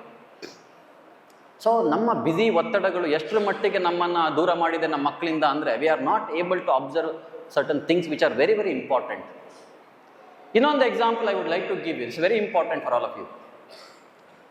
ನಾನು ನನ್ನ ಪರಿಚಯಸ್ಥರೊಬ್ಬರು ಸ್ವಲ್ಪ ಹೆಲ್ತ್ ಆರೋಗ್ಯ ಸಮಸ್ಯೆಯಿಂದ ಬ್ಯಾಂಗ್ಳೂರಲ್ಲಿ ಸೀರಿಯಸ್ ಆಗಿದ್ದರು. ನಂಗೆ ಕಾಲ್ ಬಂತು, ಕರೆ ಬಂದ ಕಾರಣಕ್ಕೆ ನಾನು ಅವ್ರ ಮನೆಗೆ ನೋಡ್ಕೊಂಬರುವ ಅಂತ ಹೋಗಿದ್ದೆ. ಬ್ಯಾಂಗ್ಳೂರು ಒಳ್ಳೆ ಮನೆ, ತುಂಬ ರಿಚ್ ಫ್ಯಾಮಿಲಿ. ಗೇಟಲ್ಲಿ ಹೋದೆ, ಓಪನ್ ಮಾಡಿದೆ. ಅವರು aged, around 70-80 years of aged. ಹೋದಾಗ ಕಾಂಪೌಂಡ್ ಒಳಗಡೆ ಅವರ ದೊಡ್ಡ ಮಗ ಮಕ್ಕಳೊಟ್ಟಿಗೆ ಬ್ಯಾಡ್ಮಿಂಟನ್ ಆಡ್ತಾ ಇದ್ರು. ಖುಷಿಯಲ್ಲಿ ಆಟ ಆಡ್ಕೊಂಡು ಬ್ಯಾಡ್ಮಿಂಟನ್ ಆಡ್ತಿದ್ರು. ಇನ್ನೊಬ್ಬ ಮಗಳು ಕಟ್ಟೆ ಮೇಲೆ ಯಾರೋ ಬಂದಿದ್ರು ಅನ್ಸುತ್ತೆ, ಅವ್ರ ಜೊತೆ ಕುತ್ಕೊಂಡು ಟೀ ಕುಡಿತಾ ಸ್ನ್ಯಾಕ್ಸ್ ತಿಂತಾ ಇದ್ರು. ಒಳಗಡೆ ಹೋದಾಗ ಆ ಯಾರು ಏಜ್ಡ್ ಪರ್ಸನ್ ಇದ್ದಾರೆ ತಂದೆ, ಅವರು ಬೆಡ್ ಮೇಲೆ ಮಲಗಿಸಿದ್ರು. ಬ್ರೀತಿಂಗ್ ಇತ್ತು. ನಾನು ಏನಾಯಿತು ನಂಗೆ ಗೊತ್ತಿಲ್ಲ ವಿಷಯ, ಏನಾಯಿತು ಎತ್ತ ಅಂತ ಕೇಳಿದಾಗ ಒಬ್ರು ಹೇಳಿದ್ರು, ಬ್ರೈನ್ ಡೆತ್ ಆಗಿದೆ, ಬ್ರೀತಿಂಗ್ ಮಾತ್ರ ಇದೆ, ಹಾಸ್ಪಿಟ್ಲಲ್ಲಿ ಆಗಲ್ಲ ಅಂತ ಹೇಳಿದ್ರು. ಹಾಗಾಗಿ ನಾವು ಬಂದಿದ್ದೀವಿ, ಆಲ್ರೆಡಿ 3 ದಿನ ಆಯಿತು, ಏನೂ ಒಳಗಡೆ ಹೋಗ್ತಾ ಇಲ್ಲ, ಬ್ರೀತಿಂಗ್ ಮಾತ್ರ ಇದೆ, ವಿ ಆರ್ ವೇಟಿಂಗ್ ಅಂತ ಹೇಳಿದ್ರು. ಆ ತಂದೆಯ ಕಾಟಿನ ಪಕ್ಕದಲ್ಲಿ ಕಿರಿಯ ಮಗ ಟೇಬಲ್ ಇಟ್ಕೊಂಡು ಲ್ಯಾಪ್ಟಾಪಲ್ಲಿ ಫುಲ್ ಬ್ಯುಸಿ ಇದ್ರು. ನಾನು ಹೋದ ತಕ್ಷಣ ಅವರ ಸೊಸೆ ಬಿಸಿ ಬಿಸಿ ಚಹಾ ಮಾಡ್ಕೊಂಡು ತಿಂಡಿ ತಗೊಬಂದು ಕೊಟ್ಟರು. ನಂಗೆ ಏನು ಹೇಳಬೇಕು ಅಂತ ಗೊತ್ತಾಗಿಲ್ಲ, ಪಾದ ಮುಟ್ಟಿ ನಮಸ್ಕಾರ ಮಾಡ್ಕೊಂಡು ನಾನು ಎದ್ದು ಬಂದೆ. ಸ್ವಂತ ತಂದೆ ಸಾವು ಬದುಕಿನ ಹೋರಾಟದಲ್ಲಿ ಕ್ಷಣಗಣನೆ ಮಾಡ್ತಾ ಬೆಡ್ಡಲ್ಲಿ ಮಲ್ಕೊಂಡಿದ್ದಾರೆ. ದೊಡ್ಡ ಮಗ ಹೊರಗಡೆ ಮಕ್ಕಳ ಜೊತೆ ಬ್ಯಾಡ್ಮಿಂಟನ್ ಆಡ್ಕೊಂಡಿದ್ದಾರೆ. ಸಣ್ಣ ಮಗ ಬಿಸಿ ಮೀಟಿಂಗ್, ಭಾಳ ದಿನ ಆಯ್ತು ಬಂದ್ಬಿಟ್ಟಿದ್ದು, ಎಷ್ಟೊತ್ತು ಗೊತ್ತಿಲ್ಲ, ಇನ್ನು ನನಗೆ ರಜೆ ಬೇರೆ ಇಲ್ಲ, ಹೋಗ್ಬೇಕು ಬೇಗ. ಇವ್ರು ನೋಡಿದ್ರೆ ಇನ್ನೂ ಉಸಿರಾಡ್ತಾ ಇದ್ದಾರೆ ಅನ್ನುವಂಥ ಒಂದು ಸಿಚುವೇಶನ್ ಇತ್ತು ಅಲ್ಲಿ. I was very sad. ಎಲ್ಲಿದೆ ಇವತ್ತಿನ ಸಮಾಜ ಅಂತ ಹೇಳಿ ಭಾಳ ದುಃಖ ಆಯ್ತು ನನಗೆ. ಈ ಕೋವಿಡ್ ಟೈಮಲ್ಲಿ ಆದ ಇನ್ನೊಂದು ಘಟನೆ ನಾನು ನಿಮ್ಗೆ ಹೇಳ್ತೀನಿ. ನಾನು ಮಂಗಳೂರಿನಲ್ಲಿದ್ದೆ, ನನ್ನ ಪರಿಚಯಸ್ಥರೊಬ್ಬರು ಇದ್ದರು. She is A professor. She was staying in upstairs. ಒಂದು ಮೊದಲನೇ ಫ್ಲೋರಲ್ಲಿ ಬಾಡಿಗೆ ಮನೆಯಲ್ಲಿದ್ದರು. ಗ್ರೌಂಡ್ ಫ್ಲೋರಲ್ಲಿ ಆ ಮನೆಯ ಓನರ್, ಗಂಡ ಹೆಂಡತಿ. ಮಕ್ಕಳೆಲ್ಲ ಫಾರಿನ್ನಲ್ಲಿ ಸೆಟಲ್ಡ್, ವೆಲ್ ಸೆಟಲ್ಡ್ ಫ್ಯಾಮಿಲಿ. ಮಕ್ಕಳಿಗೆಲ್ಲ ಓದಿಸಿ ಅವರು ಪಾಪ ವಿದೇಶಕ್ಕೆ ಹೋಗಿ ಸೆಟ್ಲ್ ಆಗಿದ್ದಾರೆ. ಕೋವಿಡ್ ಬಂತು, ಪಾಪ ಇಬ್ಬರು ವೃದ್ಧರು ಬರೋ ಬಾಡಿಗೆಯಲ್ಲಿ ಮತ್ತು ಮಕ್ಕಳು ಕಳಿಸೋ ದುಡ್ಡಲ್ಲಿ ಜೀವನ ಕಟ್ಕೊಂಡಿದ್ರು. ಕೋವಿಡ್ ಬಂದಾಗ ಅವರ ಗಂಡ, ಆ ಮಹಿಳೆಯ ಗಂಡ ಪಾಪ ತೀರ್ಕೊಂಡ್ಬಿಡ್ತಾರೆ. ಈಗ ಶಿ ಈಸ್ ಅಲೋನ್. ನಿಮಗೆ ಗೊತ್ತಿದೆ, ಆ ವಯಸ್ಸಿನಲ್ಲಿ ಜೊತೆಗಿದ್ದ ಪಾರ್ಟ್ನರ್ ಡೆತ್ ಆದಾಗ ಅವರಿಗೆ ಆಗುವಂಥ ಭಾವನಾತ್ಮಕ ಒಂದು ಡ್ಯಾಮೇಜ್. ಬಟ್ ಬೇರೆ ಆಪ್ಷನ್ ಇಲ್ಲ, ಮಕ್ಕಳು ಫಾರಿನಲ್ಲಿ, ಹೆಂಗಾದರೂ ಜೀವನ ನಡೆಸಲೇಬೇಕು. ಸೊ ಅವರು ನಮ್ಮ ಮೇಲ್ಗಡೆ ಇದ್ದಂಥ ನನ್ನ ಫ್ರೆಂಡಿಗೆ ಭಾಳ ಹತ್ತಿರ ಆದರು. ಅವರು ಕೂಡ ಇವ್ರನ್ನ ಕೇರ್ ಮಾಡ್ತಾಯಿದ್ರು, ಜೀವನ ನಡೀತಾ ಇತ್ತು. ಇದಾಗಿ ಸ್ವಲ್ಪ ದಿನಗಳಲ್ಲಿ ಈ ಮಹಿಳೆ ಕೂಡ ಸ್ವಲ್ಪ ಆರೋಗ್ಯ ಸೀರಿಯಸ್ ಆಗಿಬಿಟ್ಟು ಕಂಡೀಷನ್ ಕ್ರಿಟಿಕಲ್ ಇತ್ತು. ಮೇಲ್ಗಡೆ ಮನೆಯಲ್ಲಿದ್ದ ನನ್ನ ಫ್ರೆಂಡ್ ಅವ್ರನ್ನ ತಗೊಂಡೋಗಿ ಆಸ್ಪತ್ರೆಗೆ ಅಡ್ಮಿಟ್ ಮಾಡಿದ್ರು. ದಿನನಿತ್ಯ ಅದರಲ್ಲಿ ಚೇತರಿಕೆ ಇರಲಿಲ್ಲ. ಸೊ ಯಾವುದಕ್ಕೂ ಮಕ್ಕಳಿಗೆ ಫೋನ್ ಮಾಡೋಣ ಅಂಥೇಳಿ ಈ ಮಹಿಳೆ ಟ್ರೈ ಮಾಡಿದ್ರು, ಕಾಲ್ ರೀಚ್ ಮಾಡ್ಲಿಕ್ಕೆ ಆಗಿಲ್ಲ. ಇನ್ನೂ ದಿನಗಳು ಕಳೀತಾ ಬಂದಂಗೆ ಈ ತಾಯಿ ಕೇಳಿದ್ರು, ನಾನು ಬದುಕಲ್ಲ ಅಂತ ಅನ್ಸತ್ತೆ, ದಯವಿಟ್ಟು ನನ್ನ ಮಕ್ಕಳನ್ನ ಕರೆಸಿದ್ರೆ ಅಟ್ಲೀಸ್ಟ್ ಅವ್ರನ್ನ ಕಣ್ತುಂಬ ನೋಡ್ಕೊಂಡು ನಾನು ಸತ್ತೋಗ್ಬಿಡ್ತೀನಿ, ಒಂಚೂರು ಕಾಲ್ ಮಾಡಿ ಅಂತ ಕೇಳ್ಕೊಂಡ್ರು. ಇವ್ರು ಎಷ್ಟೇ ಕಾಲ್ ಮಾಡಿದ್ರು ಆ ಕಡೆಯಿಂದ ರಿಪ್ಲೈ ಇಲ್ಲ. ಇದೆಲ್ಲ ಆಗಿ 1 ವಾರ ಆಯಿತು. 1 ವಾರ ಆದಮೇಲೆ ಈ ಮಹಿಳೆಯ ನಂಬರಿಗೆ ಒಂದು ಮೆಸೇಜ್ ಬಂತು. ಇವರು ಮೆಸೇಜ್ ಹಾಕಿರ್ತಾರೆ, ನಿಮ್ಮಮ್ಮ ಸ್ವಲ್ಪ ಸೀರಿಯಸ್ ಇದ್ದಾರೆ, ದಯವಿಟ್ಟು ಬನ್ನಿ ನೀವು. ಒಂದು ರಿಪ್ಲೈ ಬರುತ್ತೆ. ಏನಂತ, ದಯವಿಟ್ಟು ಕ್ಷಮಿಸಿ, ಕೋವಿಡ್ ಕಾರಣದಿಂದ ಜಾಬ್ ಇರಲಿಲ್ಲ, ಈಗಷ್ಟೇ ಜಾಬಿಗೆ ಸೇರ್ಕೊಂಡಿದ್ದೀನಿ, ಮತ್ತಿದು ಒಂದು ವೆರಿ ಪ್ರೆಸ್ಟೀಜಿಯಸ್ ಕಂಪನಿ, ಇಮಿಡಿಯೇಟ್ಲಿ ನಂಗೆ ಬಿಟ್ಟು ಬರ್ಲಿಕ್ಕೆ ಸಾಧ್ಯ ಆಗ್ತಾ ಇಲ್ಲ. ನೀವೇನಿದೆ ಖರ್ಚು ವೆಚ್ಚಗಳನ್ನ ನಾನು ಕಳಿಸ್ತೀನಿ, ನಿಮ್ಮ ಅಕೌಂಟ್ ನಂಬರ್ ಕೊಡಿ ನನಗೆ, ನೀವೇ ನೋಡ್ಕೊಳ್ಳಿ ಅಂತ ಹೇಳ್ತಾರೆ. ಮೆಸೇಜ್ ಬರುತ್ತೆ ವಾಪಸ್ ಮಗನಿಂದ. ಅದಕ್ಕೆ ಈ ಮಹಿಳೆ ರಿಪ್ಲೈ ಮಾಡ್ತಾರೆ, ದಯವಿಟ್ಟು ನಿಮ್ಮ ಅಕೌಂಟ್ ನಂಬರ್ನೇ ಕಳಿಸ್ಕೊಡಿ. 1 ವಾರದ ಹಿಂದೆ ನಿಮ್ಮ ತಾಯಿ ಸಾಯುವಾಗ ಅವರ ಅಕೌಂಟಲ್ಲಿ ಕೂಡಿಟ್ಟ ಹಣವನ್ನು ನನ್ನ ಮಗನ ಅಕೌಂಟಿಗೆ ಹಾಕಿ ಅಂತ ಹೇಳಿ ಸತ್ತೋಗಿದ್ದಾರೆ, ಹಾಗಾಗಿ ನಿಮ್ಮ ಅಕೌಂಟ್ನೇ ನಂಗೆ ಕಳಿಸ್ಕೊಡಿ ಅಂತ ಹೇಳಿ ಇವರು ಮತ್ತೊಂದು ರಿಪ್ಲೈ ಮಾಡ್ತಾರೆ. ಇವತ್ತು ನಾವು ನಮ್ಮ ಮಕ್ಕಳಿಗೆ ಕೊಡುತ್ತಿರುವ ಶಿಕ್ಷಣ ಈ ಹಣದ ಮೌಲ್ಯದ ಆಧಾರದ ಮೇಲೆ ನಡೆಯುತ್ತೆ ಅನ್ನೋದಕ್ಕೆ ಇದಕ್ಕಿಂತ ಒಂದು ದೊಡ್ಡ ಉದಾಹರಣೆ ನಿಮಗೆ ನಾನು ಕೊಡಬೇಕಾಗಿಲ್ಲ. ಹಾಗಾಗಿ ನಾವೆಲ್ಲ ಇವತ್ತು ಏನು ಅರ್ಥ ಮಾಡ್ಕೊಳ್ಬೇಕಾಗಿದೆ ಅಂದರೆ, ನಮ್ಮ ಮಕ್ಕಳಿಗೆ ಎಷ್ಟು ರ್ಯಾಂಕ್ ಕೊಡಿಸಿ, ಯಾವ ದೊಡ್ಡ ಸಂಸ್ಥೆಯಲ್ಲಿ ಕೆಲಸ ಕೊಡಿಸಿ, ಎಷ್ಟು ಲಕ್ಷಾಂತರ ರೂಪಾಯಿ ಸಂಪಾದನೆ ಮಾಡಲಿಕ್ಕೆ ರೆಡಿ ಮಾಡ್ತೀವಿ ಅನ್ನೋದಲ್ಲ, ಅವರು ಸಮಾಜಕ್ಕೆ ಹೇಗೆ ಒಂದು ಒಳ್ಳೆಯ ವ್ಯಕ್ತಿಗಳಾಗಿ ಹೊರಗಡೆ ಬರ್ತಾರೆ, ನಾಳೆ ನಮ್ಮ ಭಾವನೆಗಳನ್ನು ಎಷ್ಟರ ಮಟ್ಟಿಗೆ ಅವರು ಅರ್ಥೈಸ್ಕೊಳ್ತಾರೆ ಅನ್ನೋದನ್ನು ಮನಸ್ಸಿನಲ್ಲಿ ಇಟ್ಕೊಂಡು ನಾವು ಪಾಲಕತ್ವವನ್ನು ಮಾಡಬೇಕಾಗಿದೆ. ಆ ದೃಷ್ಟಿಕೋನದಲ್ಲಿ ಐ ಬಿಲೀವ್ ನಾನಿವತ್ತು ವ್ಯಾಲ್ಯೂಸ್ ಆ್ಯಡೆಡ್ ಪೇರೆಂಟಿಂಗ್ ಅಂತ ಹೇಳಿ ಟಾಪಿಕ್ ಕೊಟ್ಟಿದ್ದೀನಿ. ಅನ್ಫಾರ್ಚುನೇಟ್ಲಿ ಇವತ್ತು ನಾವಿಲ್ಲೆಲ್ಲ ಕುತ್ಕೊಂಡು ಆ ಟಾಪಿಕನ್ನು ಕಲಿಯುವಂಥ ಪರಿಸ್ಥಿತಿ ಬಂದಿದೆ ನಮಗೆ. ಈ ವ್ಯಾಲ್ಯೂಸ್ ಅನ್ನೋದು ಕಲಿಯೋದಲ್ಲ, ಅದು ನಮ್ಮ ಏನೋ ಒಂದು ಇಂಡಿಜೀನಿಯಸ್ ಆಗಿ ಬರ್ತ್ ಜೆನೆಟಿಕ್ಲಿ ಬರಬೇಕಂತ ನಾನು ಹೇಳ್ತೀನಿ. ಭಾರತೀಯ ಸಂಸ್ಕೃತಿ, ಸಮಾಜ, ನಮ್ಮ ಸಂಸ್ಕಾರದಲ್ಲಿ ಈ ಮೌಲ್ಯಗಳು ಒಳಗೊಳಗಡೆ ಇದ್ದಾವೆ, ನಮ್ಮ ಧಾರ್ಮಿಕ ನಂಬಿಕೆಗಳಲ್ಲಿದ್ದಾವೆ. ದಾನ, ಧರ್ಮ, ಪ್ರೀತಿ, ವಿಶ್ವಾಸ, ನಂಬಿಕೆ, ಇದರ ಆಧಾರದ ಮೇಲೆ ಭಾರತೀಯ ಹಿಂದುತ್ವ ಇರುವಂಥದ್ದು, ಕರೆಕ್ಟಾ? ಆದರೆ ಇವತ್ತು ನಾವೆಲ್ಲ ಕುತ್ಕೊಂಡು ಕಲಿಯುವಂತಹ ಪರಿಸ್ಥಿತಿ ನಮಗೆ ಬಂದಿದೆ. ಯಾಕೆ ನಾನು ಈ ಟಾಪಿಕನ್ನು ಆಯ್ಕೆ ಮಾಡ್ಕೊಂಡೆ ಅಂತಂದರೆ, ಮಕ್ಕಳ ಒಟ್ಟಿಗೆ ನಾನು ಬೆರೆಯುವಾಗ, ಮಕ್ಕಳನ್ನು ಗ್ರಹಿಸುವಾಗ ನನಗಿದು ಎಲ್ಲೋ ಒಂದು ಕಡೆ ಇದರ ಕೊರತೆ ಕಾಣಿಸ್ತಾ ಇದೆ. ಹಾಗಾಗಿ ಈ ಮೌಲ್ಯಗಳನ್ನು ಮಕ್ಕಳಿಗೆ ಕೊಡೋದ್ರಲ್ಲಿ ಕೇವಲ ಒಂದು ಶಿಕ್ಷಣ ಸಂಸ್ಥೆ ನಾವು ಮಾತ್ರ ಕೆಲಸ ಮಾಡಿದ್ರೆ ಸಾಕಾಗಲ್ಲ. Even you have your responsibilities in your home. So ಆ ದೃಷ್ಟಿಕೋನದಲ್ಲಿ I thought of adding this to today session. ಈಗ ಮೌಲ್ಯಗಳು ಅಂದರೆ ಏನು, ಯಾಕೆ ನಾವು ಮೌಲ್ಯಗಳನ್ನು ಮಕ್ಕಳಿಗೆ ಕಲಿಸ್ಕೊಡ್ಬೇಕು? ನಾನು ಆಲ್ರೆಡಿ ಹೇಳಿದೆ, ಒಬ್ಬ ವ್ಯಕ್ತಿ ಕೇವಲ IQ ಇಂದ ಸಮರ್ಥನಾಗಿದ್ದರೆ ಸಾಕಾಗಲ್ಲ, ಅವನಿಗೆ EQ ಬೇಕು, SQ ಬೇಕು, SQ ಸ್ಕ್ವೇರ್ ಬೇಕು ಅಂತ ಹೇಳಿದೆ. ಹಾಗಾಗಿ ಈ ಮೌಲ್ಯಗಳು ಮಕ್ಕಳಿಗೆ ನನ್ನ ದೃಷ್ಟಿಕೋನದಲ್ಲಿ ಪ್ರತಿಶತ 40% ಸಿಗದೆ ಮನೆಯ ವಾತಾವರಣದಲ್ಲಿ, ಒಂದು 20% ಶಾಲೆಯಲ್ಲಿ ಶಿಕ್ಷಕರು ಕಲಿಸ್ಬೋದು, ಒಂದು 20% ಸಮಾಜದಲ್ಲಿ ಸಿಗ್ಬೋದು, ಇನ್ನು 20% ಅವರ ವೈಯಕ್ತಿಕ ಅನುಭವದಲ್ಲಿ ಕಲಿಬೋದು. ಆದರೆ 40% ಮಕ್ಕಳಿಗೆ ಈ ಮೌಲ್ಯಗಳು ಬರುವಂಥದ್ದು ಮನೆಯ ಕುಟುಂಬದ ವ್ಯವಸ್ಥೆಯಿಂದ. ನಿಮಗೆಲ್ಲ ಗೊತ್ತು, ಎ ಚೈಲ್ಡ್, ಮಗು ಹುಟ್ಟಿದ ನಂತರ ಅದರ ಚೈಲ್ಡ್ಹುಡ್ ಅಂತ ಏನಿದೆ ಅರೌಂಡ್ 10-12 ಇಯರ್ಸ್ ತನಕ, that is a very crucial and very important stage of their brain development. ಆ ಬ್ರೈನ್ ಎಷ್ಟು ಫ್ಲೆಕ್ಸಿಬಲ್ ಆ್ಯಂಡ್ ಅಡಾಪ್ಟಿವ್ ಇರುತ್ತೆ ಅಂತಂದರೆ, ಅವರು ಗ್ರಹಿಸಿದ್ದೆಲ್ಲವನ್ನು ಈಗ ನೀವು ನೋಡ್ತೀರಿ, ದೊಡ್ಡವರಿಗೂ ಇಲ್ಲದ ಸಾಮರ್ಥ್ಯವನ್ನು ಇವತ್ತು ಚಿಕ್ಕ ಚಿಕ್ಕ ಮಕ್ಕಳೆಲ್ಲ ತೋರಿಸ್ತಾರೆ. ವರ್ಲ್ಡ್ ರೆಕಾರ್ಡ್ ಅಂತೆ, ಟಿವಿಲಿ ರಿಯಾಲಿಟಿ ಶೋಸ್ಗಳೆಲ್ಲ ನೋಡ್ತೀರಿ ನೀವು. ಯಾಕೆ ಅಂದರೆ that is the brain's capacity at that stage, that they can adapt, grasp, understand anything. Understanding ಇಲ್ಲ, ಅಡಾಪ್ಟ್ ಆ್ಯಂಡ್ ಗ್ರಾಸ್ಪ್. ನೋಡಿದ್ದನ್ನೆಲ್ಲ ಹಾಗೆ ಫಾಲೋ ಮಾಡಿಬಿಡ್ತವೆ ಮಕ್ಕಳು. ಅಷ್ಟು ಬ್ರೈನು ಎಫೆಕ್ಟಿವ್ ಆಗಿರುತ್ತೆ. ಸೊ ಆ ಹಂತದಲ್ಲಿ ನೀವು ಮಕ್ಕಳಿಗೆ ಏನನ್ನು ತೋರಿಸ್ತೀರಿ, ಏನನ್ನು ಕೇಳಿಸ್ತೀರಿ, ಅದು ಬಹಳ ಇಂಪಾರ್ಟೆಂಟ್ ಆಗುತ್ತೆ ಮಕ್ಕಳಿಗೆ. ನಮ್ಮ ಸಿಗ್ಮಂಡ್ ಫ್ರಾಯ್ಡ್ ಅನ್ನುವ ಒಬ್ಬ great psychologist says, whatever that you teach the child and the child will adapt all those knowledge in the adulthood to make the decisions and behave in the society. ಸಮಾಜದಲ್ಲಿ ನಾವೆಲ್ಲ ಏನು ವರ್ತನೆ ಮಾಡ್ತಿದ್ದೀವಿ ಇವತ್ತು, ಇದೆಲ್ಲವೂ ನಮ್ಮ ಚೈಲ್ಡ್ಹುಡ್ ಅನುಭವಗಳನ್ನು based ಆಗಿದೆ. ಅದರ ಆಧಾರದ ಮೇಲೆ ನಮ್ಮ ವರ್ತನೆಗಳು ಕನ್ಸ್ಟ್ರಕ್ಟ್ ಆಗ್ತವೆ ಅಂತ ಹೇಳಿ ನಿಮಗೊಂದು ಉದಾಹರಣೆ ಕೊಡ್ತೀನಿ ನಾನು. ನೀವು ನಿಮ್ಮ ಮಕ್ಕಳಿಗೆ ಇವತ್ತು ಒಂದು ಅಂಗಡಿಗೆ ಕಳಿಸಿ ಹಣ್ಣು ಎತ್ಕೊಂಬ ಅಂತ ಹೇಳಿ, ಯಾವುದೊಂದು ಆ್ಯಪಲ್ ತಗೊಂಬರಪ್ಪ 1 kg ಅಂತ ಕೇಳಿ, ಅವನು ಹೋಗಿ ಅಲ್ಲಿದ್ದ ಒಳ್ಳೊಳ್ಳೆ ಹಣ್ಣುಗಳನ್ನ ಎತ್ಕೊಂಬರ್ತಾನೆ, ಕರೆಕ್ಟಾ? ಆ ಒಳ್ಳೆ ಹಣ್ಣುಗಳನ್ನು ಅವನು ಹೇಗೆ ಎತ್ಕೊಳ್ತಾನೆ? What basis that he is picking the right apples from the shop. ಈಗ ನೀವುಗಳು ಅಂಗಡಿಗೆ ಹೋಗ್ತೀರಿ, ಅಂಗಡಿಗೆ ಹೋಗಿ ಹಣ್ಣನ್ನು ಆರಿಸ್ತೀರಿ, ಯಾವ್ದು ಚೆನ್ನಾಗಿದೆ ಅಂತ ಆರಿಸ್ತೀರಿ, ಕರೆಕ್ಟ್? ಯಾವ ಆಧಾರದ ಮೇಲೆ ನೀವು ಒಂದು ಹಣ್ಣನ್ನು ಆಯ್ಕೆ ಮಾಡ್ಕೊಂತೀರಿ? ಆ ಹಣ್ಣಿನ ಮೇಲೆ ಬ್ಲ್ಯಾಕ್ ಡಾಟ್ಸ್ ಇದೆಯಾ, ಅದು ತುಂಬ ಸ್ಮೂತ್ ಆಗಿದೆಯಾ, ಕೆಟ್ಟ ವಾಸನೆ ಬರ್ತಿದ್ಯಾ, ಅಥವಾ ತುಂಬ ಅದು ಸಿಂಕ್ ಆಗಿದೆಯಾ, ಇದನ್ನೆಲ್ಲ ನೀವು ಗ್ರಹಿಸಿ, ಯಾವುದು ತುಂಬ ಶೈನಿಂಗ್ ಆಗಿದೆ, ಸ್ವಲ್ಪ ಹಾರ್ಡ್ ಆಗಿದೆ, ಸ್ಮೆಲ್ ಒಳ್ಳೆ ಇದೆ, ರೇಟ್ ಸ್ವಲ್ಪ ಅವರೇಜ್ ಅಂತ ಚೆನ್ನಾಗಿದೆ, ತುಂಬ ಕಡಿಮೆ ರೇಟ್ ಇಲ್ಲ, ಇಂಥದ್ದೆಲ್ಲ ಕ್ಯಾರೆಕ್ಟರಿಸ್ಟಿಕ್ಸ್ಗಳನ್ನು ಗಮನಿಸಿ ಒಂದು ಹಣ್ಣನ್ನು ನೀವು ಆಯ್ಕೆ ಮಾಡ್ಕೊಂತೀರಿ, ಕರೆಕ್ಟಾ? ಈ ನಾಲೆಡ್ಜ್ ನಿಮ್ಗೆ ಎಲ್ಲಿಂದ ಬಂತು? You have already experienced a spoiled fruit. ಹಾಳಾದ ಒಂದು ಹಣ್ಣನ್ನು ಆಲ್ರೆಡಿ ನೀವು ನೋಡಿದ್ದೀರಿ, ಕರೆಕ್ಟಾ? ಆ ಆಧಾರದ ಮೇಲೆ ಇವತ್ತು ಒಂದು ಒಳ್ಳೆ ಹಣ್ಣಿನ ಆಯ್ಕೆಯನ್ನು ನೀವು ಮಾಡ್ತಾ ಇದ್ದೀರಿ. ನಿಮಗೇನಾದರೂ ಆ ಹಾಳಾದ ಹಣ್ಣಿನ ಅನುಭವ ಆಗಿರಲಿಲ್ಲ ಅಂತಂದರೆ ನೀವು ಒಳ್ಳೆ ಹಣ್ಣನ್ನು ಆಯ್ಕೆ ಮಾಡ್ಕೊಳ್ಳೋದ್ರಲ್ಲಿ ಫೇಲಿಯರ್ಸ್ಗಳಾಗ್ತಾ ಇದ್ರಿ, ಕರೆಕ್ಟಾ? ಹಾಗಾಗಿ ಮಕ್ಕಳಿಗೆ ನಕಾರಾತ್ಮಕ ಮತ್ತು ಸಕಾರಾತ್ಮಕ ಅನುಭವಗಳನ್ನು ಕೊಡುವಂತಹ ಒಂದು ವಾತಾವರಣ ಬಹುಪಾಲನ ವಹಿಸುವಂಥದ್ದು ಮನೆ ಕುಟುಂಬ ವ್ಯವಸ್ಥೆ, ಪಾಲಕರು, ಅವರ ವರ್ತನೆಗಳು, ಅವರ ಮಾತುಗಳು. ಇವತ್ತು ಈ ಮೌಲ್ಯಗಳನ್ನು ನಾವು ಕಳ್ಕೊಂಡಿರೋ ಕಾರಣಕ್ಕೆ ಮಕ್ಕಳಲ್ಲೂ ಕೂಡ ಆ ಮೌಲ್ಯಗಳು ಬೆಳೀತಾ ಇಲ್ಲ. ನಮ್ಮಲ್ಲಿ ನನಗೆ always I feel very funny. ಮಂಗಳೂರಿನಲ್ಲಿ ಆಚರಣೆ ಇದೆಯಾ ಗೊತ್ತಿಲ್ಲ ನನಗೆ, ಕರ್ನಾಟಕದಲ್ಲಿ ಸಹಜವಾಗಿ ಬಹಳಷ್ಟು ಕಡೆ ಇದೆ. ಏನು, ಈ ಮದುವೆ ಸಮಾರಂಭಗಳಲ್ಲಿ ನಾವು ಬಂದವರಿಗೆಲ್ಲ ಉಡುಗೊರೆ ಕೊಡ್ತೀವಿ, ಕರೆಕ್ಟಾ?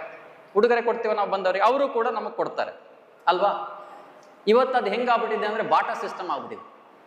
ಅವರಿಗೂ ಅದರ ಅವಶ್ಯಕತೆ ಇಲ್ಲ, ನಮಗೂ ಅದರ ಅವಶ್ಯಕತೆ ಇಲ್ಲ, ಆದರೂ ಕಂಪಲ್ಷನ್ ಕೊಡಲೇಬೇಕು. ಅವರು ಬಂದು ತಗೊಂಡು ಹೋದವ್ರು ಸುಮ್ಮನೆ ಹೋಗಲ್ಲ, 1-2 ಕಮೆಂಟ್ ಹೊಡೆದು ಹೋಗ್ತಾರೆ, ಕರೆಕ್ಟಾ? ಅವಶ್ಯಕತೆನೇ ಇರಲ್ಲ.